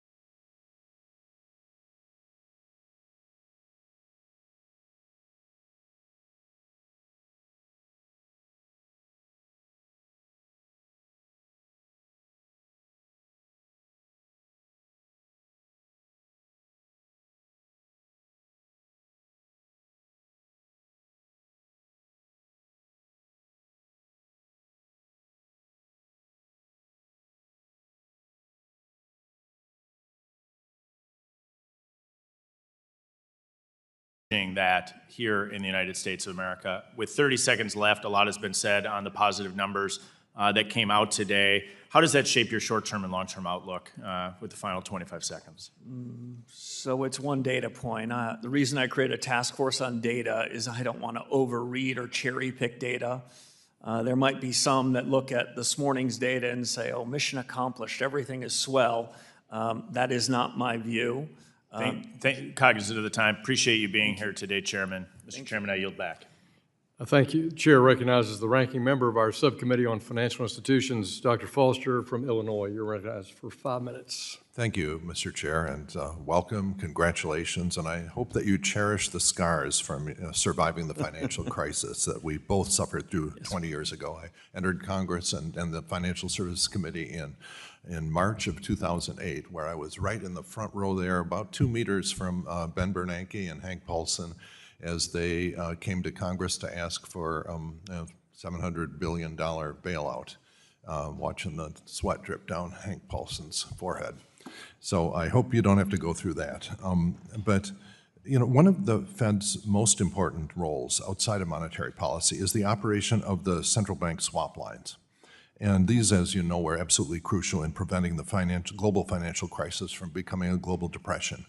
And I think, to my mind, remains the major reason why the US dollar is the world's indispensable reserve currency, in an area where, by the way, the Chinese are trying to become increasingly competitive. And so the problem, of course, is that right now we have in the White House an occupant who sees his every power as a means of rewarding his friends and punishing his enemies, domestic and foreign. We saw that an example in the Argentine bailout, where he implemented swap lines using the Treasury's Exchange Stabilization Fund. I think he pretty much maxed it out. But to reward one of his MAGA allies internationally with a $20 billion loan at well below market rates, or probably they couldn't get a loan from anyone at that point. And so, so the question that I have, that when you and the FOMC are operating those lines, particularly in times of crisis, do you see yourself as an agent of the president or as an independent actor? Thank you, Congressman. I appreciate the question. The swap lines that we put in place in the 2008 financial crisis, like you, I think, played a remarkable benefit in trying to mitigate the risks for the U.S. economy. And it reinforced that the dollar is the dominant currency in the world. Now, my judgment as central bank chief is to let the dollar policy be discussed by the Treasury Secretary and leave that to him. But historically speaking, I think the swap lines played a major role. The dollar liquidity swap lines that the Fed has put in place are about the conduct of monetary policy. So those are independent, but I just want to distinguish one thing. The Treasury has separate authorities and can use the Exchange Stabilization Fund for swap lines that are unrelated to our powers and responsibilities. But the Fed's the big dog in swap lines. I mean, the ESF is, I think it's somewhere a little bit north of 20 billion, I think, is the most that they could deploy, which they did, much, I have to say, not to the benefit of U.S. farmers that I represent, but anyway, he decided to bail out his friend in Argentina. But that was the Treasury, and that was different. So the question is, what happens if there is a crisis and you get a call from the president and says, I got this friend that I want you to bail out or punish by politically allocating those swap lines? Is there an independence there that we have to protect as well? So the independence in the conduct of monetary policy and everything that comes along with it is independent. But just to go back to the 2008 financial crisis, when all that happened, as you'll recall, the Treasury Secretary and the Fed Chairman, they often had to work in tandem. It's hard to distinguish in crisis times, separate from more benign times, exactly where those roles and responsibilities are. And when we put in those swap lines, when I was a governor at the Federal Reserve, I remember frequent discussions between the Treasury and the Federal Reserve. We have our independent authority, but I don't want to leave you with the impression that in 2008 or 9 we did that without a discussion with the Treasury. Okay, well, I just, be very careful of that because you are going to be coming under extreme pressure. Now, let's say I applaud all of your focus on data, which we talked about when we talked, and in particular your need for better real-time data. The question of whether we could have picked up the inflation earlier with more leading and real-time indicators, I think is a very valid point. And I applaud you for having your committees investigate that. But does this interest also go into real-time regulatory information as well, which I think is really going to be crucial in a world where there's 24/7 banking operations? Banks and financial institutions can get in trouble fast. And so are you also going to be looking at the need and benefit for regulatory data on a faster timescale?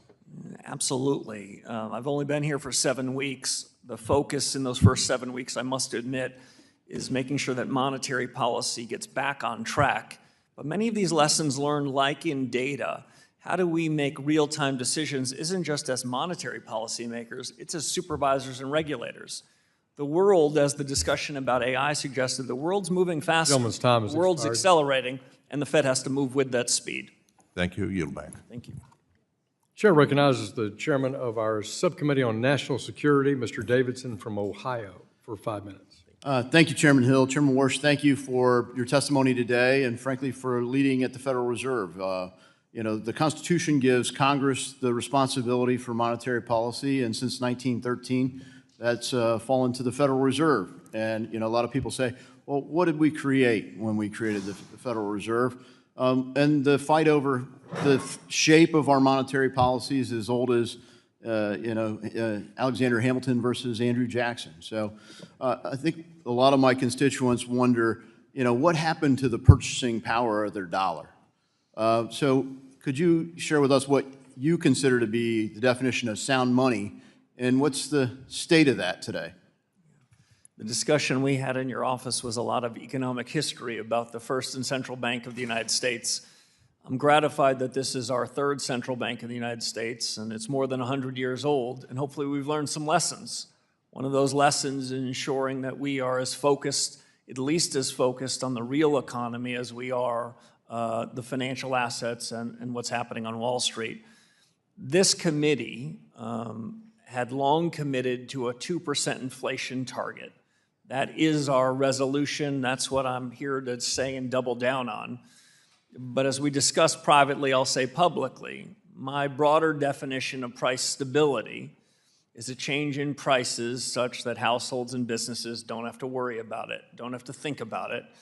And the test today about whether inflation is too high is represented by this committee. Inflation is the dominant set of questions because it matters to households and businesses.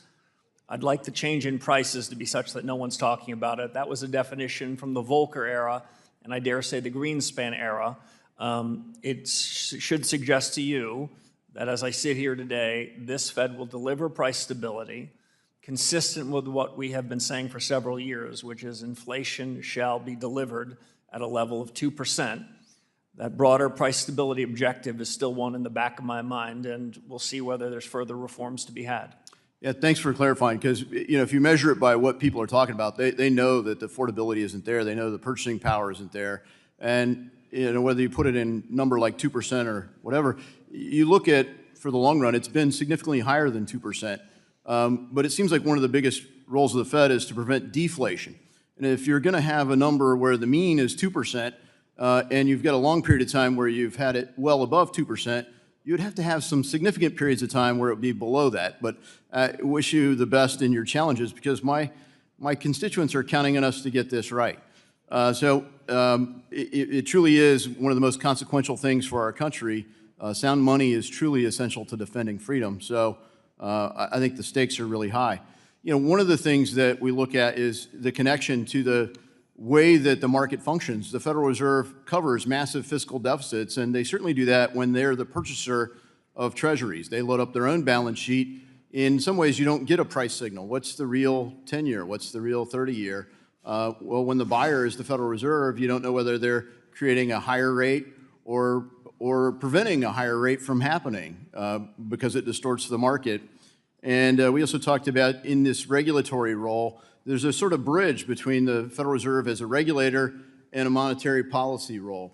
So I wonder, when we think about what we created with this version of the Federal Reserve, do you consider the Federal Reserve subject to executive authority?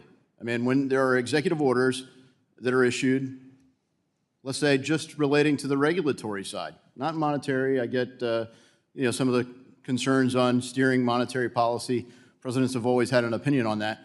Well, if you put out a regulatory framework and the executive order relates to the regulatory structure of the Federal Reserve, is the Federal Reserve subject to executive orders? Yeah. So it's a good question. Let me say a word, if I can, in 53 seconds about that, and go back, if I can, to say something about what you were talking about in setting prices rather than taking prices. First, as you know, I'm prepared to do everything I can to ensure the independent conduct of monetary policy. You can hear from all sorts of people, but we're going to call it the best we see it. On regulatory and supervisory policy, I do think it works best when the bank regulators, who you've all given authority to, when we can work in concert. I tend to not like it when there's a regulatory arbitrage, if an institution's trying to choose between whether to be regulated by the OCC, the FDIC, or the Fed. So I'm encouraged to have a robust discussion with my colleagues at other bank regulators about what we think is the right public policy. But if we think that the right public policy is different than theirs, we'll put it out for comment and notice, perhaps even as early as Saturday. Gentleman's time has Thank you. expired. My time has expired, and I yield back. Chair recognizes the ranking member of our subcommittee on national security, Ms. Beatty, also of Ohio, for 5 minutes. Thank you, Mr. Chairman and Ranking Member, and to you, Chairman Warsh. Thank you for being here today. And let me first start out by thanking you for reaching out to have a dialogue with me, and I look forward to making that happen. Also, I certainly appreciate your response, particularly to Congressman Meeks and Congressman Foster, on you holding firm on independence and that you would protect the data and the law. That goes a long way with me. I want to start with a question about the housing market. As you are aware, the Federal Reserve monetary policy heavily influences the United States housing market through setting of benchmark interest rates that directly dictate the mortgage rates and housing affordability. Many homeowners were able to access mortgages at historically low interest rates during the pandemic, but rates have more than doubled since then, and I'm concerned about the impact this is having on first-time home buyers and minority borrowers in particular, who are also facing high home rates and insurance policies. Homeowners are exiting pandemic-related forbearances and also are struggling to enter into affordable repayment plans due to the high interest rates, which in many cases could push them into foreclosures. Now, I understand that the Fed can't increase housing supply or prevent foreclosures directly, but I'm interested to hear your thoughts on the impact of rate hikes on the housing market. especially for those more vulnerable homebuyers. And certainly, you know, we have a new amazing housing bill, the 21st century. I have to get that plug in, that I have 6 bills in that. So now I yield to you. Thank you, Congressman. We stay out of housing policy, and as the debate that's been had in this room suggests, you all have a lot to say about what housing policy is going to be, but I don't want to suggest that we don't touch it. We don't target housing, we don't target any particular sector, but the decisions we make have a big effect on housing. Yes. And housing plays a huge role in most households' family budgets, in their savings. So we recognize the importance of it. And rate heights.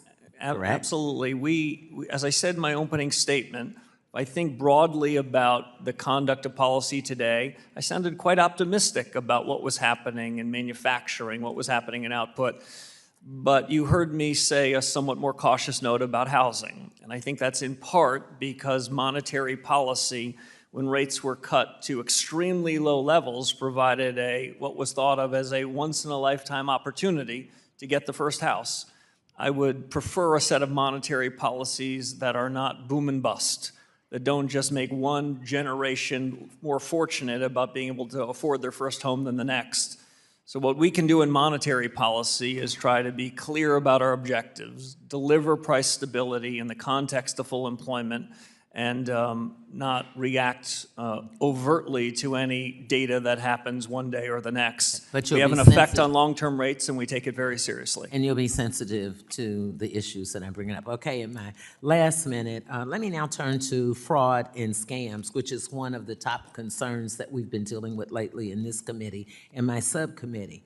As you know, payment frauds, including scams, often involve multiple institution and payment methods, and no single agency or entity can solve it alone. What specific role do you believe the Fed Reserve should play in helping build a more coordinated cross-sector approach to frauds and scams? Yeah, so it's another fair one. The Financial Stability Oversight Council, which the Fed is a key member of, fraud is on that agenda. That committee is run by the Treasury Secretary under the law, but the Fed has equities there, and the Fed needs to ensure that, especially with this new generation of technologies, that the American people don't lose confidence in our payment system, don't lose confidence in the banking sector that we regulate. So we do have an important role to play there as well. I'm gonna interrupt only because I have a few seconds later. I'm glad you mentioned this new generation. I've received feedback that better information sharing between financial institutions and online platforms is key. Do you agree? Absolutely. Real-time information between lender and borrower is a way to make credit more available to more hardworking Americans. Thank you, and I yield back. Gentlewoman yields back. The chair recognizes the gentleman from Tennessee, Mr. Rose. You're recognized for 5 minutes. Thank you, Chairman Hill, and thanks to Ranking Member Waters for holding the important hearing, and Chair Warsh, thank you for being here with us today. Chairman Warsh, prices for agricultural inputs have, after experiencing a spike during the Biden inflation that began in 2021, have remained stubbornly high. Needless to say, families are also in my district were themselves hit by the rise in food prices that began under Biden and your predecessor in 2021. And grocery prices remain persistently high. This strains household budgets and makes it harder for people in my district to put food on the table while also paying for all of life's other necessities that are also more expensive following that inflationary period. We saw in the 1980s how hard it is to deal with persistent inflated prices and the difficult decisions it can place on the Fed to get and keep them under control. Can you please tell us what is the Fed doing and what do you intend to do to ensure that a resurgence of inflation does not materialize? So that's job number one. We cannot, I don't want to overstate, we cannot have a direct, immediate effect on short-term particular prices at the grocery store or in agricultural goods. But the job you gave us, and the job we are resolute about accomplishing, is to make sure that any short-term changes in particular prices don't broaden out, don't change to a generalized change in the price level. Unfortunately, that's what's happened for the last 63 months, and those days have to be a thing of the past. I'll make one other note. Good economics, going back a couple of generations, talks about sticky prices. And the longer that prices have been above the inflation target, it's usually a bit harder to dislodge them and get them lower. Our job, my commitment to you, is to take sticky prices and to unstick them. Thank you. I agree wholeheartedly with that. The Fed made some interesting judgment calls during the last administration when it came to its supervision and regulation decisions. Whether it was the war on digital assets, the crusade to make the Fed a climate regulator, or the use of reputation risk to debank disfavored firms and individuals, the Fed allowed itself to become the instrument of partisan actors pursuing goals beyond the powers that Congress has authorized. The Fed needs to stay in the lane that Congress has handed it and not veer off course whenever political winds shift. When the Fed does the latter, it undermines its standing in the eyes of Congress and the American people. Chairman, will you commit to getting the Fed back to truly sticking to its lane? And if so, how do you plan to do it? So I can make that very commitment. Our credibility in monetary policy, our credibility as supervisors, our credibility in payments, these are all tied together. And the way we erode that credibility are two things. We wander outside of our lane into your lane or into the lane of another executive branch, or we don't deliver on our promises. The first thing we can do is to deliver on our promises, and the second thing is, as you said more eloquently than I did, stick in our lane. That's what we're going to do. Thank you again. Both the G7 and the administration have issued statements or executive orders on quantum computing, encouraging financial authorities and U.S. federal agencies to step up their timetable for transitioning to post-quantum computing encryption algorithms. With just a few years until experts warned that quantum computers could break widely used encryption algorithms, what is the Fed doing to address this future risk? Yeah, so like you, Congressman, it's a future risk. Since I graduated from college more than 30 years ago, quantum computing was always just a few years away. I hope we're there this time because like in artificial intelligence, I think the United States can be a huge beneficiary. But like with AI, there's risks. I've spent quite a bit of time in my 7 short weeks at the Fed thinking about our vulnerabilities as an institution, thinking about if bad actors were to take technologies that are now at the frontier or might be with quantum in a few years and try to pressure us to do harm to the perception of the U.S. or the Federal Reserve and the system. So we need to harden our technologies. We've got an enormous amount of talent at the Fed. The world's moving faster, and we've got to move fast with it. Thank you, Chairman Warsh. I see my time is about to expire, so, Mr. Chairman, I yield back. Gentleman yields back. The chair recognizes the ranking member of our task force on monetary policy, Mr. Vargas, California. You're recognized for 5 minutes. Thank you very much, Mr. Chairman, and thank the ranking member. Of course, I want to thank you, of course. Marsh, I appreciate, like everybody else, the communications that we had, and I want to be honest with you that I wish you the best success. I really do. Thank you. I think if you're successful, I think the Fed will be successful, and the Fed's successful, I think our economy will be successful. If our economy is successful, I think the American people benefit. So I'm one of the ones cheering for you, and I hope the best for you. Now, I have to say, though, I'm glad we're not litigating the past, though it seems that a lot of my colleagues like to. They talk about the past chair and some of the things the previous president said, so I'm not going to litigate, but I would remind them that they passed their big ugly bill and put trillions of dollars in the deficit and the debt, and they seem to forget that, so there's a little bit of amnesia there. They remember some things well, but they forget others. Now, one of the things that I have sort of strange in my background, or maybe not, I studied to be a Catholic priest for a long time. I was a Jesuit. And they make you do things that are kind of odd when you're starting off as a novice. One of the things they made me do is to take communion to people who were sick. And they would do it as an experiment to test you and to do different things. I remember one person very clearly. He was a man who had been blinded, I should say, at World War II. Wonderful guy. Lived in the Santa Barbara area. And I'd take communion to him. And I had to sit there and listen to him for a long time. And he would just talk and talk and talk, and I'm thinking, I'm not getting anything out of this other, I'm sitting with this guy, and which is fine. And I finally started listening to him, and I actually learned a whole lot from him. I understood why my novice master had sent me there. And one of the things he said was really interesting. I never forgot that. I said, yeah, people march around, and yeah, they look pretty in their uniforms, but you never know how a person's going to react until they're under fire. And the reason I say that is, you kind of mentioned it too. In ordinary times, it's easy. When the crisis hits, that's when the issue is. That's why if you litigate the past, yeah, okay, you can litigate the past, but the truth of the matter is things happened. The Great Depression, things happened. We were, so blindly stuck on the gold standard and other things. And of course, we talk about the great wealth that the dot-com did. Well, I remember the dot-com bust too. $5 trillion disappeared just like that. And then of course you talked about the 2008 crisis when you were here. And all of a sudden there you had, the government working together, the Fed chair and the Secretary of Treasury. You had to because, the economy was melting down. Now, I don't wish any of that upon you, but the truth is that you could get that. You could get an AI collapse. I mean, the Magnificent Seven have really driven the market tremendously, and sure, there's great opportunities, and I hope that it is successful.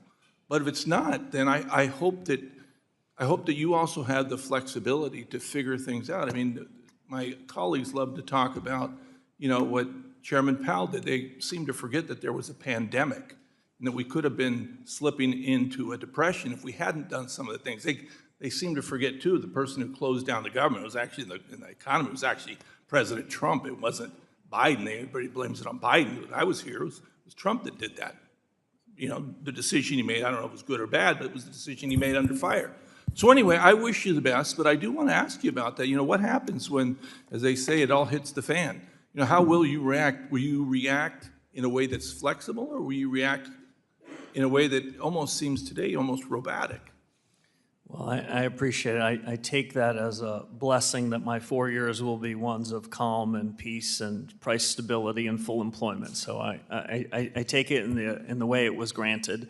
But we have to be prepared for shocks that are unanticipated. We have to be open-minded to things that might happen. So while it might not be common for the economics profession, we have to show a lot of imagination. My general view, again, coming out of the 08 crisis, is we need to think ex ante about what we might do when the shocks happen. And it'd be okay to share with the world how we're buying insurance, how we're trying to protect the resiliency of the Fed systems, how we want the banking system, if times aren't always perfect, to be strong and resilient and competitive. And in the conduct of monetary policy, we want to anchor stable prices, deliver full employment, so if and when the shock happens, we have rebuilt the credibility that may have been somewhat lost in 63 months of higher prices. I am not relitigating the past. I know my colleagues have been trying to deliver on stable prices and full employment for a long time. My time is up. The only and I thing intend I'd to say do so too. They were honorable people, and I think they did the best they could, and I hope you do too. I know you're an honorable person. Good luck, sir. Gentleman yields back. Chair recognizes the Chair of the House Small Business Committee, Mr. Williams of Texas, for 5 minutes. Thank you, Mr. Chairman, and also, Chairman, congratulations to you. America's banking system is the engine of prosperity in this country, and it plays a critical role in creating opportunities. From the community banks that serve small towns and Main Street businesses to the larger institutions that support our capital markets, access to credit is essential for families, entrepreneurs, and job creators. And as a businessman who has owned and operated a small business for 57 years, I know firsthand how important it is to have a banking system that is both safe and accessible. And the American public and the American people expect a chance to pursue their American dream, and access to affordable credit is often what makes that possible. So under the Biden administration, we saw proposed regulations that threaten that dream by making credit more expensive and harder to obtain. So my question would be, can you tell us how you think the Federal Reserve's supervisory role can promote a safe and sound banking system while ensuring businesses and families continue to have access to the credit they need to pursue the American dream? It's a great question, Congressman. I'd say two broad things. One is we need a highly competitive, diversified banking system. This is the secret, one of the unheralded secrets of the U.S. economy. Our banking system is larger. The number of institutions of various sizes serve different constituencies. I think part of the reason why the U.S. has grown faster than our G7 and G20 colleagues is because the banking system here is fundamentally different. Secondly, what I would say about how we do that is we need to have tailored regulation that befits the kind of institution and the customers that they're treating. One size does not fit all. And finally, I'd say I am all for international coordination of banking standards. It is a useful effort so that we meet in Basel to try to come to some international standards. But the Basel endgame is not America's endgame. That is not the Federal Reserve's endgame. Our endgame is ensuring that we have the right rules that befits our economy so that we have a safe, sound, and competitive banking system. And anything we agree on with international counterparts have to be in service of the American economy. Thank you. And as businesses depend on clear, consistent rules, when Congress passes a law, it reflects the will of the American people. And agencies like the Federal Reserve have a responsibility to faithfully carry out those laws, and regulatory certainty gives businesses like mine the confidence to invest, hire, and grow. So question would be, can you tell us how you intend to guide the Federal Reserve, and will you commit to ensuring the Fed carries out the laws of Congress that Congress passes without expanding beyond its statutory authority? Yeah, I can make that commitment to you, Congressman, because that's how we keep politics out. That's how we stay independent in the conduct of monetary policy. The Federal Reserve is not a repair shop for broken statutes, or we aren't empowered to go wander into areas outside of our remit. We've got a big and important job, I understand it, but it's bounded, and we have to stay inside of those bounds. My last question real quick, Chairman. One lesson I've learned in business is that your word matters, and when you make a commitment, people expect you to follow through, and consumers' trust is earned by doing what they say you are going to do. So the Federal Open Market Committee has made a commitment to the American people to restore price stability. Families and small businesses across the country are trying to plan for the future, and they're counting on the Federal Reserve to deliver. So, Mr. Chairman, in the short time we have, what is your strategy for restoring price stability, and what confidence can you give the American people that the Federal Reserve will achieve its price stability target? So I can give you the commitment that we will deliver price stability. I was comforted at my very first meeting about a month ago. As I looked around the table of my 18 colleagues, there was no willingness to tolerate higher prices. There was a commitment that was unambiguous and unanimous that we're going to deliver. So the next question is, how are we going to deliver it? First is, I would say, make it very clear to you and the American people and to U.S. businesses that that is not a commitment we're going to walk away from, and we're not finding acceptable the higher inflation that has endured in this country for more than 5 years. The second thing that we're going to do is take responsibility. As I mentioned to one of your colleagues before, in our view, in my view, there is no anguish in central banking. This isn't saying, oh, I wish this or that were to happen. You gave us a lot of the tools to deliver on that commitment. We intend to do it. And the third and final thing I'll say is we have the tools to do it. We have a printing press. We have a balance sheet and interest rates. They have both provided significant accommodation and restrictiveness during different parts of the business cycle. And over the coming period, I'm going to ask our colleagues and have a good family fight about the extent and timing in which we would need to deploy those to deliver on the promise. Appreciate your leadership. I yield back. Chair recognizes the gentleman from New Jersey, Mr. Gottheimer. You're recognized for 5 minutes. Thank you, Mr. Chairman. Chairman Warsh, congratulations again, and thank you for your service to our country. Thank you. You stated that the use of AI technologies is, quote, a paradigm shift, and that the United States would be, quote, a big winner in the medium term.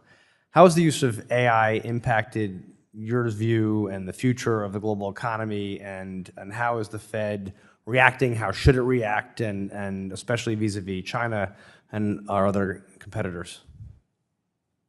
So I don't view the U.S. economy as in a zero-sum game. I don't think that weakness abroad is good for the U.S. But what I do mean to say is if there was one thing that is the biggest driver of American prosperity, it's productivity.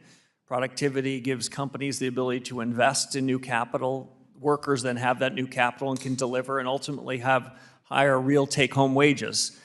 This is a supply shock in the United States. I have to admit it's happening faster than I would have projected 18 months or 2 years ago. We're seeing this technology and the capability of these models grow at exponential rates. Something like a hyper Moore's Law is happening. I don't want to suggest that we know exactly how this is going to shake out, but the U.S. is best positioned to be a winner. But again, as I may have mentioned earlier, you gave us a job to deliver stable prices and full employment. What are the consequences? What are the implications of this positive technology shock to that? I've taken 3 experts, I've asked them to deliver their views to us over the coming 3 to 6 months, and then internally at the Fed, we're going to do a lot of work. I'm confident that at the end of the day, the U.S. is a winner, but it's not going to be a linear path, and I'm open-minded to challenges both to the full employment and price stability part of our mandate. Right, because as part of that, I assume the workforce employment is going to be, what should our goals be? Should they shift? I assume those are the kind of questions you all are debating? Yeah, we're debating just those questions, Congressman, and if I were to look over the last few months, it looks to me as though this technology hasn't displaced workers at this point. It's made them a bit more productive. And I say a bit because I think the productivity is in front of us. But a year or 2 from now, will these intelligence tokens be adding to the workforce or causing the workforce to temporarily be disrupted? That's something that we're very focused on as we think about what the economy looks like 12 and 18 months from now. Thank you. We're seeing an unprecedented number of children using apps on their phones like prediction markets or sports books to gamble. Research is showing especially young people are very active in the past year. 11 to 17 have gambled in the last year, 36% of them. What is your view regarding possible insider trading on these markets? Are you thinking about that? Do you think we should be doing more to protect our children on these betting apps? Have you thought about that at all? Well, I've thought about in 2 respects. First, when I was sort of a junior in junior high school and high school, I was the nerdiest kid probably in this room, so I wasn't wandering into those. That's saying a lot. You should meet the chairman. Yeah. Go ahead. But generally, the questions about the use of kids and smartphones and whether insider trading is happening and the rest, that is almost entirely outside of the Fed's jurisdiction. So I'll defer to other people around, both in the Congress and the executive branch, to take those on. I don't really have much more for you. Let's pivot to something else. Modernizing and expanding certain aspects of the federal deposit insurance remains an important priority for me. Will help ensure that small businesses remain stable and mainstream is able to thrive. What are your thoughts on mandated federal deposit insurance standards across the board for all banks? Should there be specific asset thresholds, a tiered system? Is there a middle ground in this debate? Yeah, so we're going to follow the law, and we're not going to weigh in on what we think the right deposit insurance caps are. But I don't want to walk away from the question entirely. The FDIC insurance caps should be binding. That is, we need to have a supervisory and regulatory system such that if a few banks get in trouble, either myself or the Treasury Secretary don't have to, in unusual and exigent circumstances, provide backstops for everybody, including depositors. So the way I think about it is deposit insurance reform and proper deposit caps should be of a piece with strong reform-oriented supervision and regulation. So the law that you decide should be the right caps for individual deposits. That should be the case both in good times and bad.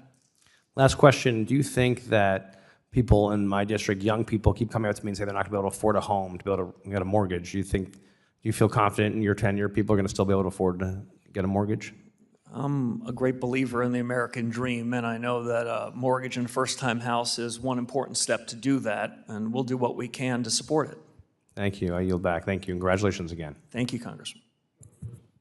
Gentleman yields back. The chair also wants to, as I call on the gentleman from South Carolina, just offer condolences to the gentleman from South Carolina and all the people of South Carolina on the loss of Senator Grant. And with that, the chair recognizes the gentleman from South Carolina, Mr. Timmons, for 5 minutes. Thank you, Mr. Chairman. And thank you, Chairman Warsh, for appearing before the committee today. The Federal Reserve has an important responsibility to carry out the mission Congress assigned to it. Maintaining public confidence depends not only on sound economic policy, but also on staying within the statutory mandate. In recent years, many Americans question whether the Federal Reserve moved beyond that mission through actions involving climate-related financial regulation, digital assets, and reputational risk. I appreciate the steps that have been taken to refocus the institution on its core responsibilities. Looking ahead, it is important to ensure the Federal Reserve remains focused on the responsibilities Congress has given it. Chairman Warsh, what steps will you take to ensure that the Federal Reserve remains faithful to its statutory mandate and develops institutional guardrails that prevent future departures into area beyond the authority Congress has delegated? So this is no time to wander, Congressman. The job you gave us that's clearly in the four walls of our authority in monetary policy and payments and supervision and regulation, we're early in a reform agenda. All of our assets, all of our resources, the remarkable talent of my colleagues need to be focused there. Good intentions are not enough, and it is not the culture of the Fed or the best of the Fed's traditions to wander into areas that are not our responsibility. And when we do, we sacrifice the credibility we need to accomplish our core tasks. Thank you for that. More broadly, the issue of mission creep has challenged many federal agencies over time, and the Federal Reserve has not been immune. Following the financial crisis of 2008, the Federal Reserve assumed an increasingly expansive role through extraordinary monetary interventions. More recently, the institution became involved in matters such as climate-related financial supervision, digital asset regulation, and the application of reputational risk in bank supervision, leading many to question whether these activities extended beyond the responsibilities Congress intended the Federal Reserve to perform. Mission creep carries meaningful institutional cost. It diverts resources from core responsibilities, exposes agency actions to legal uncertainty, and risks undermining the Federal Reserve's credibility as an independent institution that derives its authority from Congress rather than from evolving policy preferences. A central bank is strongest when it exercises the authority Congress has granted with discipline and restraint. So, Chairman Warsh, as chairman, what principles will guide your efforts to ensure that the Federal Reserve remains focused on its statutory responsibilities and resists institutional pressures to expand beyond the role Congress has assigned? The most important thing at the Federal Reserve, as I mentioned before, is not the printing press, it's our culture. And the best of the Fed's traditions tell us what our culture should be: accountability, responsibility, and performance. By reiterating that, by reminding all of our colleagues that that's what drives us, I've started to do it in my first 7 weeks, but it's resonating. I hear it back in the hallways. I hear it at the cafeteria. And so at some level, people might think of this job as getting the answer right, well to the right of the decimal point, and occasionally we do have to wander there. But in order to deliver on what you've asked us to do, I've always thought that most of this job is the left of the decimal point. We're going to get the culture right, we're going to get the strategy right, we're going to get policy right, and we're going to get the organization right. And if we can do those big things, getting the right answer to the right of the decimal point, I think will be a lot easier. Thank you for that. I would also like to discuss inflation because maintaining price stability remains one of the Federal Reserve's most important responsibilities. American families have experienced the highest inflation in more than 4 decades. Rising prices reduce purchasing power and place real restraint on household budgets. While inflation has come down from its peak, recent data suggests that inflationary pressures remain and price stability has not yet been fully restored. The people I represent should not have to endure another sustained period of elevated inflation. Stable prices are fundamental to long-term economic growth, household financial security, and confidence in our monetary system. Chairman Warsh, what is your assessment of the current inflation outlook, and what policies will the Federal Reserve pursue to ensure that restoring and maintaining price stability remains its foremost monetary policy objective? First, I agree, Congressman, with your diagnosis. For too long, American households and businesses have suffered the undue hardship of high inflation. This Fed will deliver price stability. This Fed has the power to do it. We have the tools to do it. What I would also say is I'm not in the business of trying to prejudge what the committee that I'm honored to lead decides. I think we need to have a continued good family fights on this subject.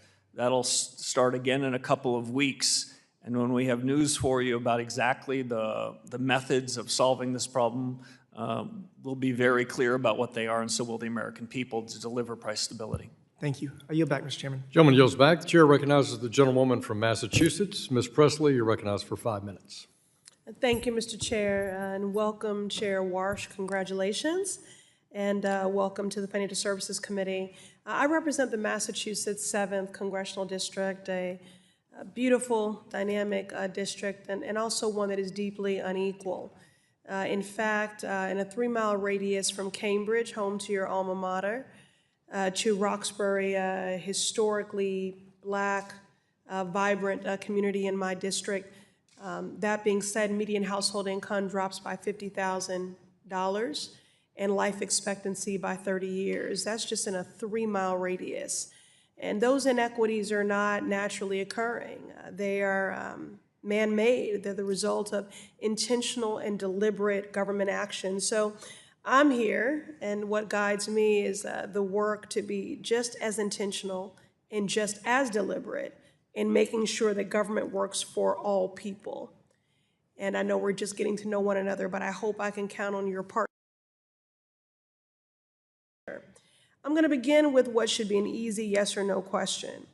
Are you committed to fulfilling the maximum employment requirement of the Federal Reserve's statutory mandate? Congressman, absolutely. We have no disfavored part of the job that you gave us. Price stability and maximum employment are not an either-or proposition. I'm committed to both of them. Well, that was my next question, if you viewed this mandate as equally important as the price stability mandate. Now, since Trump took office, hundreds of thousands of people have been pushed out of the federal workforce. The current unemployment rate is 4.2%, which is higher than when Biden left office. And if you look deeper into the data, Black unemployment writ large is at 6.6%. Now, the Federal Reserve semi-annual report highlights that Black people have continued to have higher unemployment rates and lower wages than white workers. This is a problem. Now, it's a problem for Black workers, it's a problem for the Black family, but it's a problem for everyone.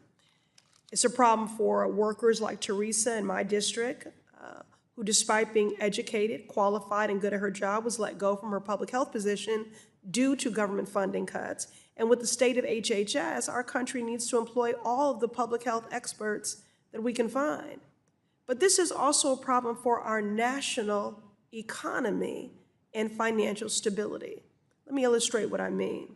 According to one report, Black Americans held a buying power of $1.6 trillion in 2020. Economists estimate that 2% of Black women being fired has led to $37 billion being lost in GDP spending.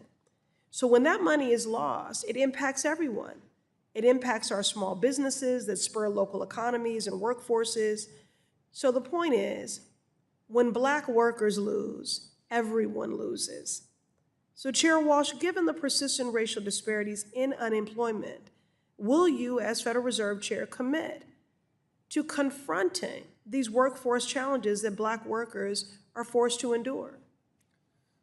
So, Congresswoman, I'll say this, which is the U.S. can ill afford to leave any individuals behind.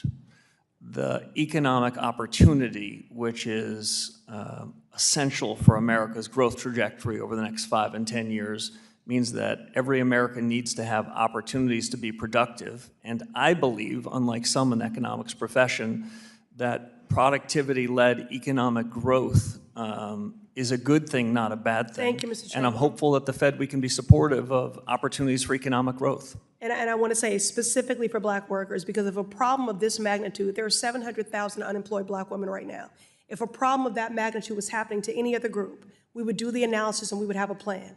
So I'm going to ask of you what I asked of your predecessor, for you to come and brief the Congressional Black Caucus on your strategies and efforts specifically to the Black worker, given the disparate impact. You know, you've talked about your refusal to tolerate a persistent high inflation.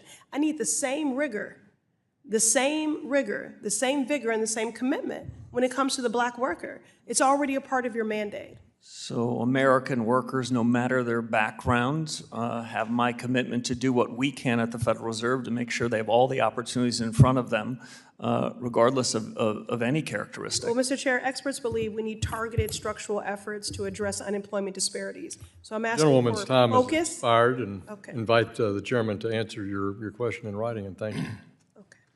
Chair recognizes the chair of our Subcommittee on Oversight and Investigations, Mr. Muser of Pennsylvania. You're recognized for 5 minutes. Thank you, Mr. Chairman. Thank you, Mr. Chairman. We also appreciate very much yours and Vice Chair Bowman's work on fraud and scams. We have a report coming out next week from my subcommittee, which we'll be looking forward to sharing with you. As you know, CPI came out this morning. Well, underestimate, we could say. For all intents and purposes, the underlying economy is strong. The small businesses, community banks I speak to throughout, for the most part, throughout Pennsylvania, report steady demand and positive business outlooks. As well, the businesses are profitable. Tax revenues for the federal government are up 6.9% in 2026, which is phenomenal. In Pennsylvania, by the way, they're up 2.4% in this last fiscal year, and they're glowing about that, raving about that. So federal revenues are way up, which shows businesses, again, are profitable. Many of us in this committee have made the case for quite a while now that the Fed needs to review the big picture, as you've been making commentary towards. Supply side growth and lower interest rates are not in conflict. They are, in fact, very often complementary. As lower interest rates encourage more cap investment, they can put downward pressure on inflation simply by using the well-known equation: when supply exceeds demand, prices go down. I'm glad you appreciate that very much. So, Mr. Chairman Warsh, you've created these task forces, which we're all pleased to see, I think. And will you express how these task forces will help achieve the Fed's goal of 2% inflation? Thank you, Congressman. I'd be happy to. The 5 task forces are an attempt to go back to first principles. Ask whether the way the Fed has conducted business for more than a generation, the way we've gathered data, the way our models make forecasts about what's going to happen next, our understanding of changes in productivity and changes in the supply side. These are all big fundamental questions, and I think we are better equipped to make smarter decisions on policy so that we can deliver price stability and full employment if we get the benefit of some outside views. Again, we're going to then decide what to do with them. We're going to make the decisions. We're not going to outsource them. But if there was ever a reason after a long period of inflation that was too high to go back to first principles, this is it. And like you, while I reviewed the data that came out this morning on CPI, and it was positive relative to expectations, I'm not for cherry picking. I'm not going to show up here and say mission accomplished. And what I'd say is there's plenty of work to do, and I would feel more confident if we had better data to inform our decision making. We have a task force that's going to be focused on doing just that. And I know you're also going to utilize the balance sheet process as well. You've critiqued the QE planning or activities for a while. You've stated you plan to reduce the Fed's balance sheet. How do you plan to do that, and what role does the private sector play? On the balance sheet, again, I don't want to prejudge the conclusions of the task force, and I can't speak for 18 of my other colleagues. But as a first approximation, I'll say now what I've been thinking for years. In normal times, the Federal Reserve should be a price taker, not a price maker. We should be observing what is the price for a 10-year treasury between a willing buyer and willing seller. We shouldn't have our thumb generally. I don't want to suggest that we're going to be able to sit on the sidelines. I would hope we could, but I can't say that for sure. The Fed balance sheet, both its size and duration, are worthy of a very worthwhile review. I'm inclined to think that there are better regimes we can go to, but we're not going to do it without due consultation with the markets and with members of this committee. Great, and certainly the reserve requirements of banks and all may put this in the hands more so of the private sector, as I think you believe. Chairman Greenspan in the 90s recognized that a productivity boom from computers and the internet was putting a downward pressure on inflation, and he cut rates based on that data, ahead of the data. Does AI present that same kind of opportunity today? If you've seen one productivity boom, you've seen one productivity boom. Okay. I take very seriously the productivity booms that we've had. And generally, if you look at the surge in productivity in the post-war era in the United States, we tend to move from a relatively low productivity realm environment where productivity grows about 1.5% a year. And then for a decade or longer, Gentleman's move time has expired. to a higher productivity realm. I think this could be that opportunity, but I can't say it for certain as of yet. Thank you. I yield. Chair recognizes the gentleman from Illinois, Mr. Caston, for 5 minutes. Thank you, Mr. Chairman. Chair Warsh, nice to see you here. Welcome. I want to start with just a purely academic question for you, just on economic theory, but with some context. You talked to Dr. Foster about your experience in the 2008 downturn. I was not here in 2008, but I remember in 2020 when former Chair Bernanke came in as someone who had some experience steering through a crisis. I remember that we had this meeting in March of 2020 saying, we've never seen unemployment spike this quickly since the Great Depression. We've never seen GDP collapse this quickly since the Great Depression. And here's someone who steered the economy through an $800 billion bailout, which at the time seemed like a big number. I mention that, number one, because I hope you don't find yourself in the future being asked to address Congress based on your own expertise steering through, through a crisis, although certainly Chair Powell got his chance there as well. But the difference in the way that we responded to COVID and the way we responded to 2008 was a much heavier fiscal stimulus, whereas the 2008 crisis was, largely QE and monetary, as big as $800 billion was. We also recovered from COVID a ton faster, not only faster than everybody expected, but faster than all of our peers. And should we find ourselves in another crisis, what do you, just as an economist, how do you think about the right shaping of fiscal and monetary policy? Obviously, you only have purview over one of those, but your voice is going to matter. As I said in an analogy to one of your colleagues, I'll say it here. If you've seen one financial crisis, you've seen one financial crisis. So I'm careful about extrapolating. More generally, I would say the response to the 2020 pandemic had some very similar areas with respect to monetary policy. That is, the central bankers in 2020 took some of the toolkit that we innovated on in 2008 or 2009, and they provided overwhelming liquidity. That's in our remit in crises, not in more normal times.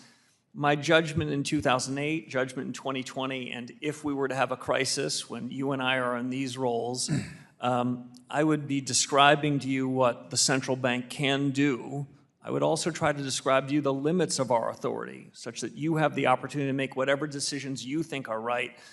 But I'm going to make a promise to you now that I would hope to hold to then, which is the fiscal policy response is going to be the decision of you and the administration. We're going to do our very best to steer clear of that. Well, and I appreciate that, and I think none of us want to go there again, but we also want to make sure that, monetary policy can target some sectors of our economy, not the others. We need to work together. On a similar subject, I want to pivot, and I was spinning through, and I love these reports all the time. Send them it's always good reading. I want to talk specifically about Figure 1 and Figure 43. Figure 1 shows U.S. CPI over the last decade or so. Figure 43 shows global CPI trends. And what's very clear is that U.S. inflation picks up immediately after Liberation Day on account of the tariffs. Global inflation picks up after the Iran war. You can see the spike. So, we had inflation generally coming down after 2020, starts picking up on account of tariff policy, and then starts picking up again on account of foreign policy in the United States. And you can just see in those charts what was domestic and what was international. How effective is monetary policy when it's fighting with fiscal policy or foreign policy or economic policy? Because I don't really understand the theory of the case that interest rates undo tariffs, or that interest rates undo high oil prices, or for that matter, QE or the other things. So, how concerned should we be about monetary policy that's got a different set of goals than the outcomes of fiscal policy right now? So generally, Congressman, I'd say a couple things. First, we are takers of the fiscal policy decisions that you and your colleagues make. we will take that into account. I'm not suggesting that we act in isolation. What I am To be clear, we didn't vote on tariffs or the Iran war. But the policies that are made of the executive branch and of Congress, we're aware of them. We have a wide lens, but we then take those on board and make whatever decisions we best can consistent with our remit. Do you have the tools to counter them? We have tools that are powerful. Whether they're working at cross purposes or consistent with them is never easy to know in real time. But let me make one other important distinction. Military conflicts overseas, changes in trade policy, changes in immigration policy, those have an effect and we can take them into account. Often they have an effect on prices in the short term. Time has expired. Our business is whether those prices in the short term end up spreading out, and that's our responsibility. I'm out of time, but let's stay coordinated would be my request. Chair recognizes the gentlewoman from California, Ms. Kim, who also chairs our Asia Pacific Subcommittee on House Foreign Affairs. You're recognized for 5 minutes. Thank you, Chairman and Ranking Member, for hosting today's hearing. And Chairman Warsh, welcome. This, I understand, is your first appearance before our committee since your confirmation, so congratulations. Earlier this year, you may have heard I introduced Payments Access and Consumer Efficiency Act, PACE Act, with my Democratic colleague Sam Liccardo, because I kept hearing from my constituents in Orange, Riverside, and San Bernardino counties about how important these payment modernization is in helping small businesses owners make payroll and make sure that their workers get their paychecks on time. And President Trump understands that, which is why he issued the executive order earlier and signed that to call for a financial system that is more innovative and is affordable for American families and businesses. So Chairman Warsh, I understand you share that goals and vision for the Federal Reserve as well. But currently the situation is the payments company holding money transmitter licenses in all US states and complying with every Bank Secrecy Act rule and holding customer funds in a one-to-one liquid reserve still has no legal pathways to access the Federal Reserve payments rail directly. So as a result, small businesses and consumers bear the burden of increased costs and slower payments. So the PACE Act is trying to address that by creating OCC-supervised activity-based registration for sophisticated payment companies that trade federal safeguards, BSA compliance, and capital reserves for direct access to FedNow, FedWire, FedACH. So, Chairman, can you talk about how you plan to work with the OCC and Congress to ensure that well-regulated payment companies have access to the infrastructure they need to lower costs for American consumers? So thank you, Representative. I look forward to working with you on any details of your legislation without picking sides. What I would say is the payment system that the Federal Reserve supports needs to be resilient, needs to not play favorites, needs to be able to withstand shocks, and needs to be reliable and accessible so that we can do our part to ensure that the payment rails in the United States are strong.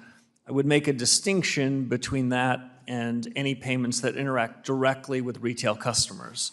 This is a business that the central bank needs to and should stay out of. A competitive banking system, a competitive payment system provides huge benefits to the U.S., so I wouldn't want to infringe on the businesses and practices of the private sector.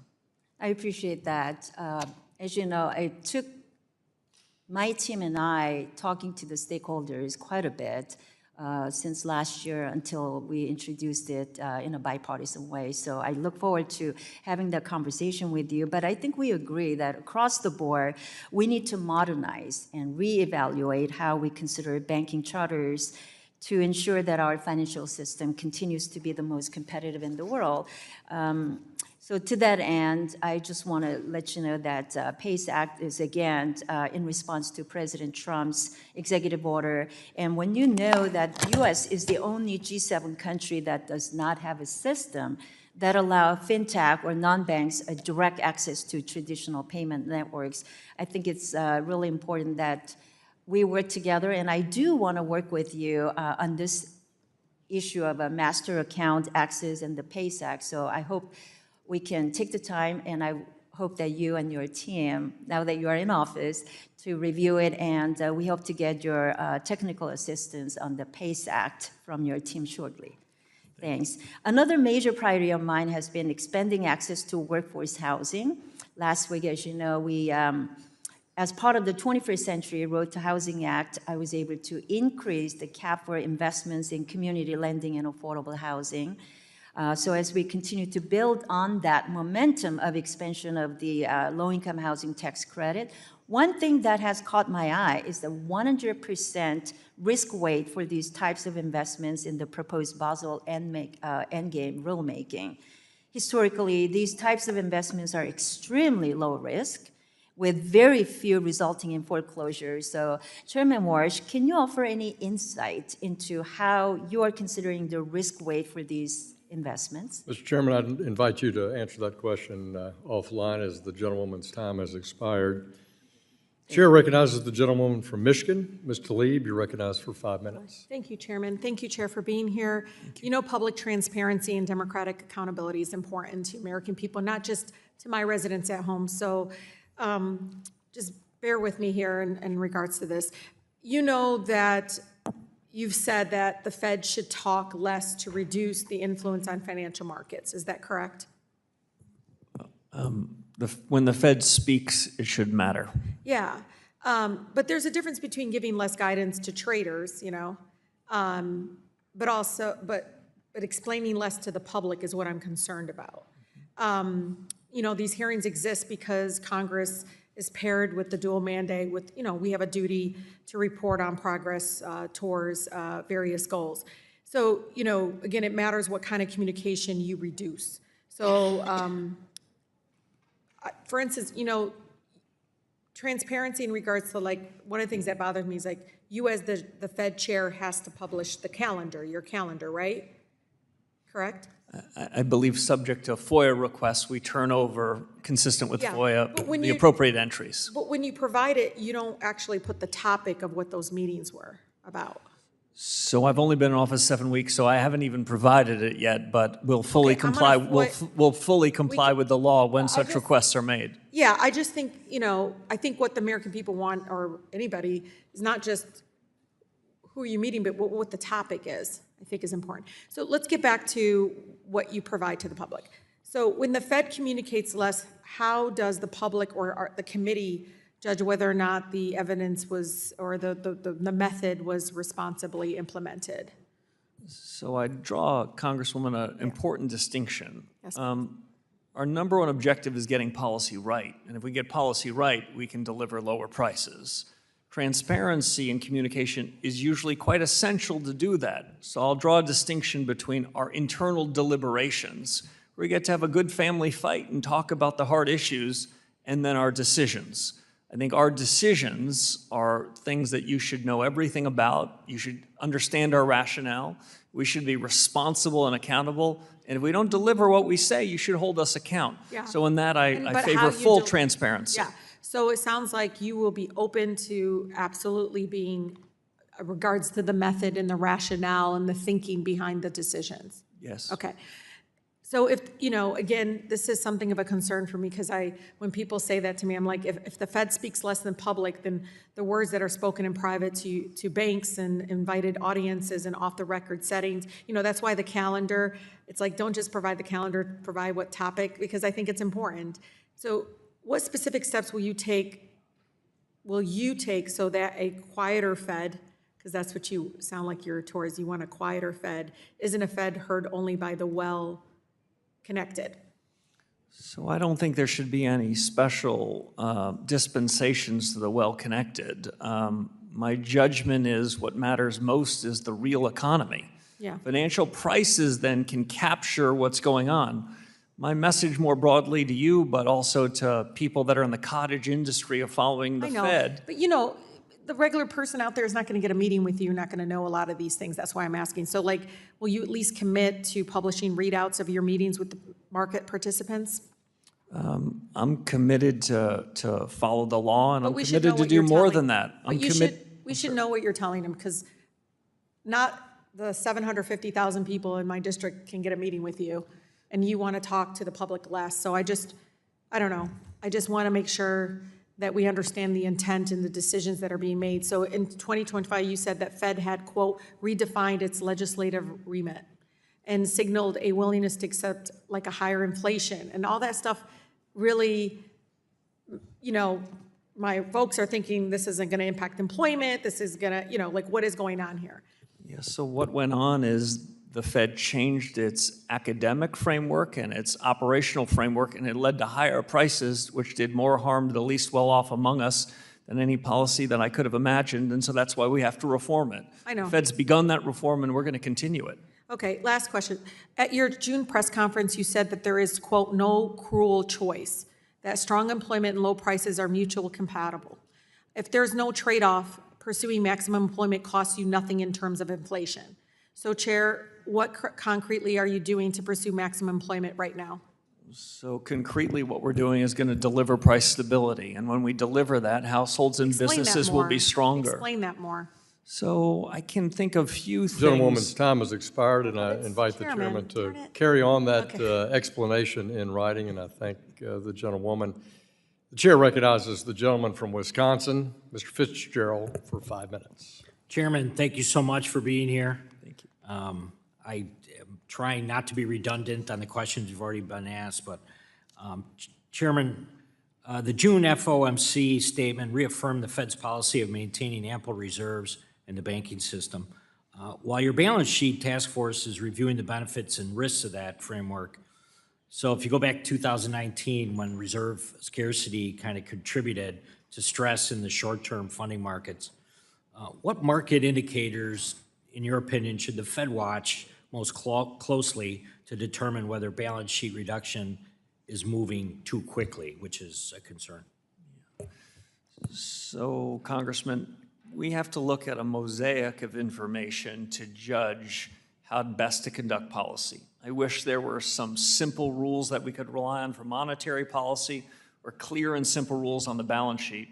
What we have to do right now is go back to first principles and ask ourselves whether this large balance sheet of a duration that is much higher than it was some years ago, whether that's consistent with good monetary policy. And then we're going to ask ourselves whether there's a better regime, and finally, how to get from the current regime to something else. We haven't prejudged any of those answers, but the goal isn't to be disruptive to markets. It's such that markets, the banking sector, and the real economy can understand the change and have time to adjust if we end up doing so.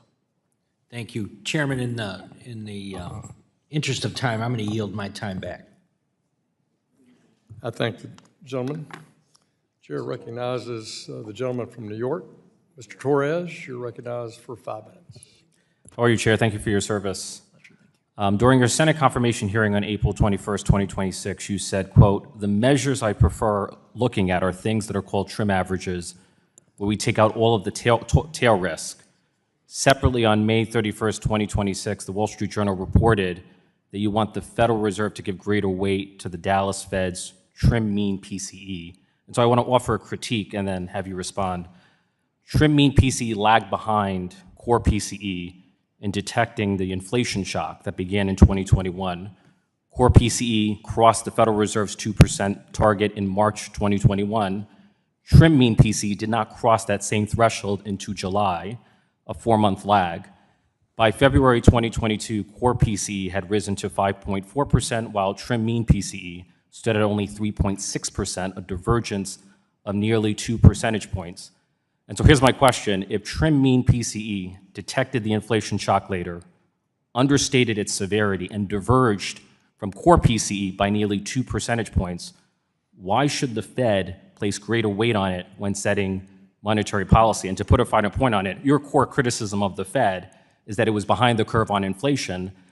That same criticism can be leveled against your preferred measure on inflation. So why the disconnect? So none of those are very good measures of underlying inflation. That Wall Street Journal story that you referenced is incorrect, that I have a preferred measure from one of the reserve banks. If I had a preferred measure, I wouldn't have called for a task force to go back to first principles, and the data task force will be looking importantly at inflation measures. My view is that we need new measures to understand the underlying changes in inflation. Am I interested in what's the mean or median price of a good in a big box retailer? You bet I am, and none of these measures capture that. I am super interested in finding new measures to do a better job to help us inform our decisions so that the inflation of the last 5 years don't continue. Now, you have repeatedly described inflation as a choice. A simple yes or no question. Do you mean a choice by the Federal Reserve? I mean a choice by the Federal Reserve and fiscal policymakers both, but I'm not trying to push the responsibility onto you. The Congress said that we're in the business of ensuring stable prices, and that's exactly what we're going to do. So combating inflation is part of the Fed's statutory mandate, and you view inflation as a choice by the Fed. Combating unemployment is also part of the Fed's mandate. Do you view unemployment as a choice by the Fed? We have no legislative orphans. We can't just take one part of the statute you give us and disown the others. I will just add a touch of complexity. We have more control over the price level ourselves than we do the unemployment rate. We have some say there, but so do all the policies that you and your colleagues put into place. But obviously, if you aggressively raise interest rates, that could have the effect of causing unemployment. So in that sense, it's a choice, right? There are multiple forces that shape both inflation and unemployment, and the Fed is one among many. Quantitative easing. Do you believe quantitative easing is inherently inflationary? Yes or no, and then? That question I can answer simply. I don't think it's inherently inflationary, especially if we adopt quantitative easing in the depths of a crisis. It can often provide liquidity to markets that need it. So from 2008 to 2014, the Federal Reserve's balance sheet grew by a factor of 5, from about $900 billion to about $4.5 trillion. Yet over the same period, average headline PCE inflation was 1.7%, and average core PCE inflation was 1.5% below the Fed's 2% target. So the notion that quantitative easing may be inflationary fails to explain the non-inflationary effects of a multi-trillion-dollar five-fold expansion of the Fed's balance sheet from 2008 to 2014. Can you explain that for me? Yes, Congressman, I can. If the balance sheet expansion were our only policy tool, then that is a reasonable conclusion to draw. But we have several policy tools. The dominant one is interest rates. And so we need to think about both of them in the context of monetary policy. I want to quickly interject. Do you believe changes in the size of the Fed's balance sheet have an effect on inflation comparable to changes in interest rates? You had me except for comparable. They can substitute for each other. They can complement each other. But you don't see them as comparable. But the balance sheet, they have different effects. Okay. The balance sheet tends to work more through asset prices first. And I want to interject. Rates more through the real economy. Do you acknowledge that IORB weakens the relationship between the size of the Federal Reserve's balance sheet and inflation? Not precisely. I don't know if I can answer that fully in one You second. need to answer it in writing, and it will be very interesting because these were good questions. I look forward to doing that. Thank you. With the time we have remaining that the chairman's allocated us, the chair now recognizes the chairman of our subcommittee on housing and insurance, Mr. Flood, and I recognize you for 4 minutes. Thank you, Mr. Chairman, and thank you for being here, Chairman Warsh. I'd like to begin by emphasizing the importance of the independence of the Federal Reserve. Markets rely on our financial system and the dollar as a stable, safe place to put their money. The stability of our financial system is at the center of our global influence. Our adversaries know that if they can break our debt markets, if they can break the dollar, they can remove one of the largest and most significant advantages we have as Americans. The strength of our system and, in turn, our ability to stand up against foreign adversaries that seek to destabilize it is partially a function of having an independent Federal Reserve. If we lose an independent Federal Reserve, we will lose the confidence of people around the world that use the U.S. markets and the U.S. dollar as a safe haven, and that would be devastating for our economy and the economic security alike. Thank you for your work. I want you to know that I strongly support your ability to operate in an independent fashion. And to that end, Mr. Chairman, Before I get into the rest of my questions, I wanted to give you an opportunity to speak on the importance of an independent Federal Reserve. Thank you, Congressman. I'm happy to do it. The Fed will remain independent on my watch. Fed independence is essential to the proper conduct of monetary policy, and I expect and will ensure that monetary policy is independent over the 4 years of my term. And like you, I think it provides extraordinary benefits in everything we do and strengthens the role of the United States and the U.S. dollar in the global economy. Really appreciate that. Next, let's talk about the Federal Reserve's balance sheet, kind of following on what Mr. Torres was talking about. I've had longstanding concerns with the effects of the long-term effects of the Federal Reserve's balance sheet. In particular, I also worry about the use of quantitative easing in times of economic trouble. It can take a long time to unwind, leading to a Federal Reserve balance sheet that continues to grow and grow over time. Mr. Chairman, would you mind commenting just broadly on the use of quantitative easing in monetary policy? I'd be happy to do it, Congressman. In periods of crisis, when markets aren't clearing, I am willing to be quite aggressive in what the Fed does with its balance sheet, the assets that we buy as necessary in unusual and exigent circumstances. But when crises are over, monetary policy, in my view, should be driven almost exclusively by interest rate policy. One of my former colleagues said it best when he said, interest rates get in the cracks. I'll go on to say, interest rates don't favor one class of people versus another. They don't favor those that have financial assets more than folks that are living off their bi-monthly paychecks. So I like interest rates as the dominant ways to make monetary policy, and I'd prefer, all the things being equal, to use balance sheets when the crises are real. However, I've inherited a very large balance sheet with a very complicated set of assets, and I am open-minded to reforms, as are my colleagues, and I'm keen to continue to work with this task force to achieve that. Real quick, and I'm skipping to the end because this question matters a lot to me. I have a lot of community banks in Nebraska. It's the lifeblood of agriculture. Can you talk about how you see supervision working and respecting the role of a community bank, especially in rural America? Congressman, as I mentioned to you in your office, I'm a big believer in the diversity of financial institutions. The U.S. economy benefits enormously by not having a half a dozen big institutions at the top do everything for everybody. The ag community, other communities are well served by the banks that are closest to them. Supervision and regulation needs to take that into account. The thousands of banks that we have are an enviable good, and the Fed needs to do what it can to support them. Thank you very much, Mr. Chairman. I yield back. Gentleman yields back. I want to thank Chairman Warsh. This is Season 1, Episode 1 of Warsh at the Fed. We look forward to Episode 2 tomorrow. We want to thank you for your testimony today. Without objection, all members will have 5 legislative days to submit additional written questions to the chair. The questions will be forwarded to the witness for your response. Chair Warsh, please respond no later than August 18th, 2026. And with that, this committee hearing is adjourned. Thank you.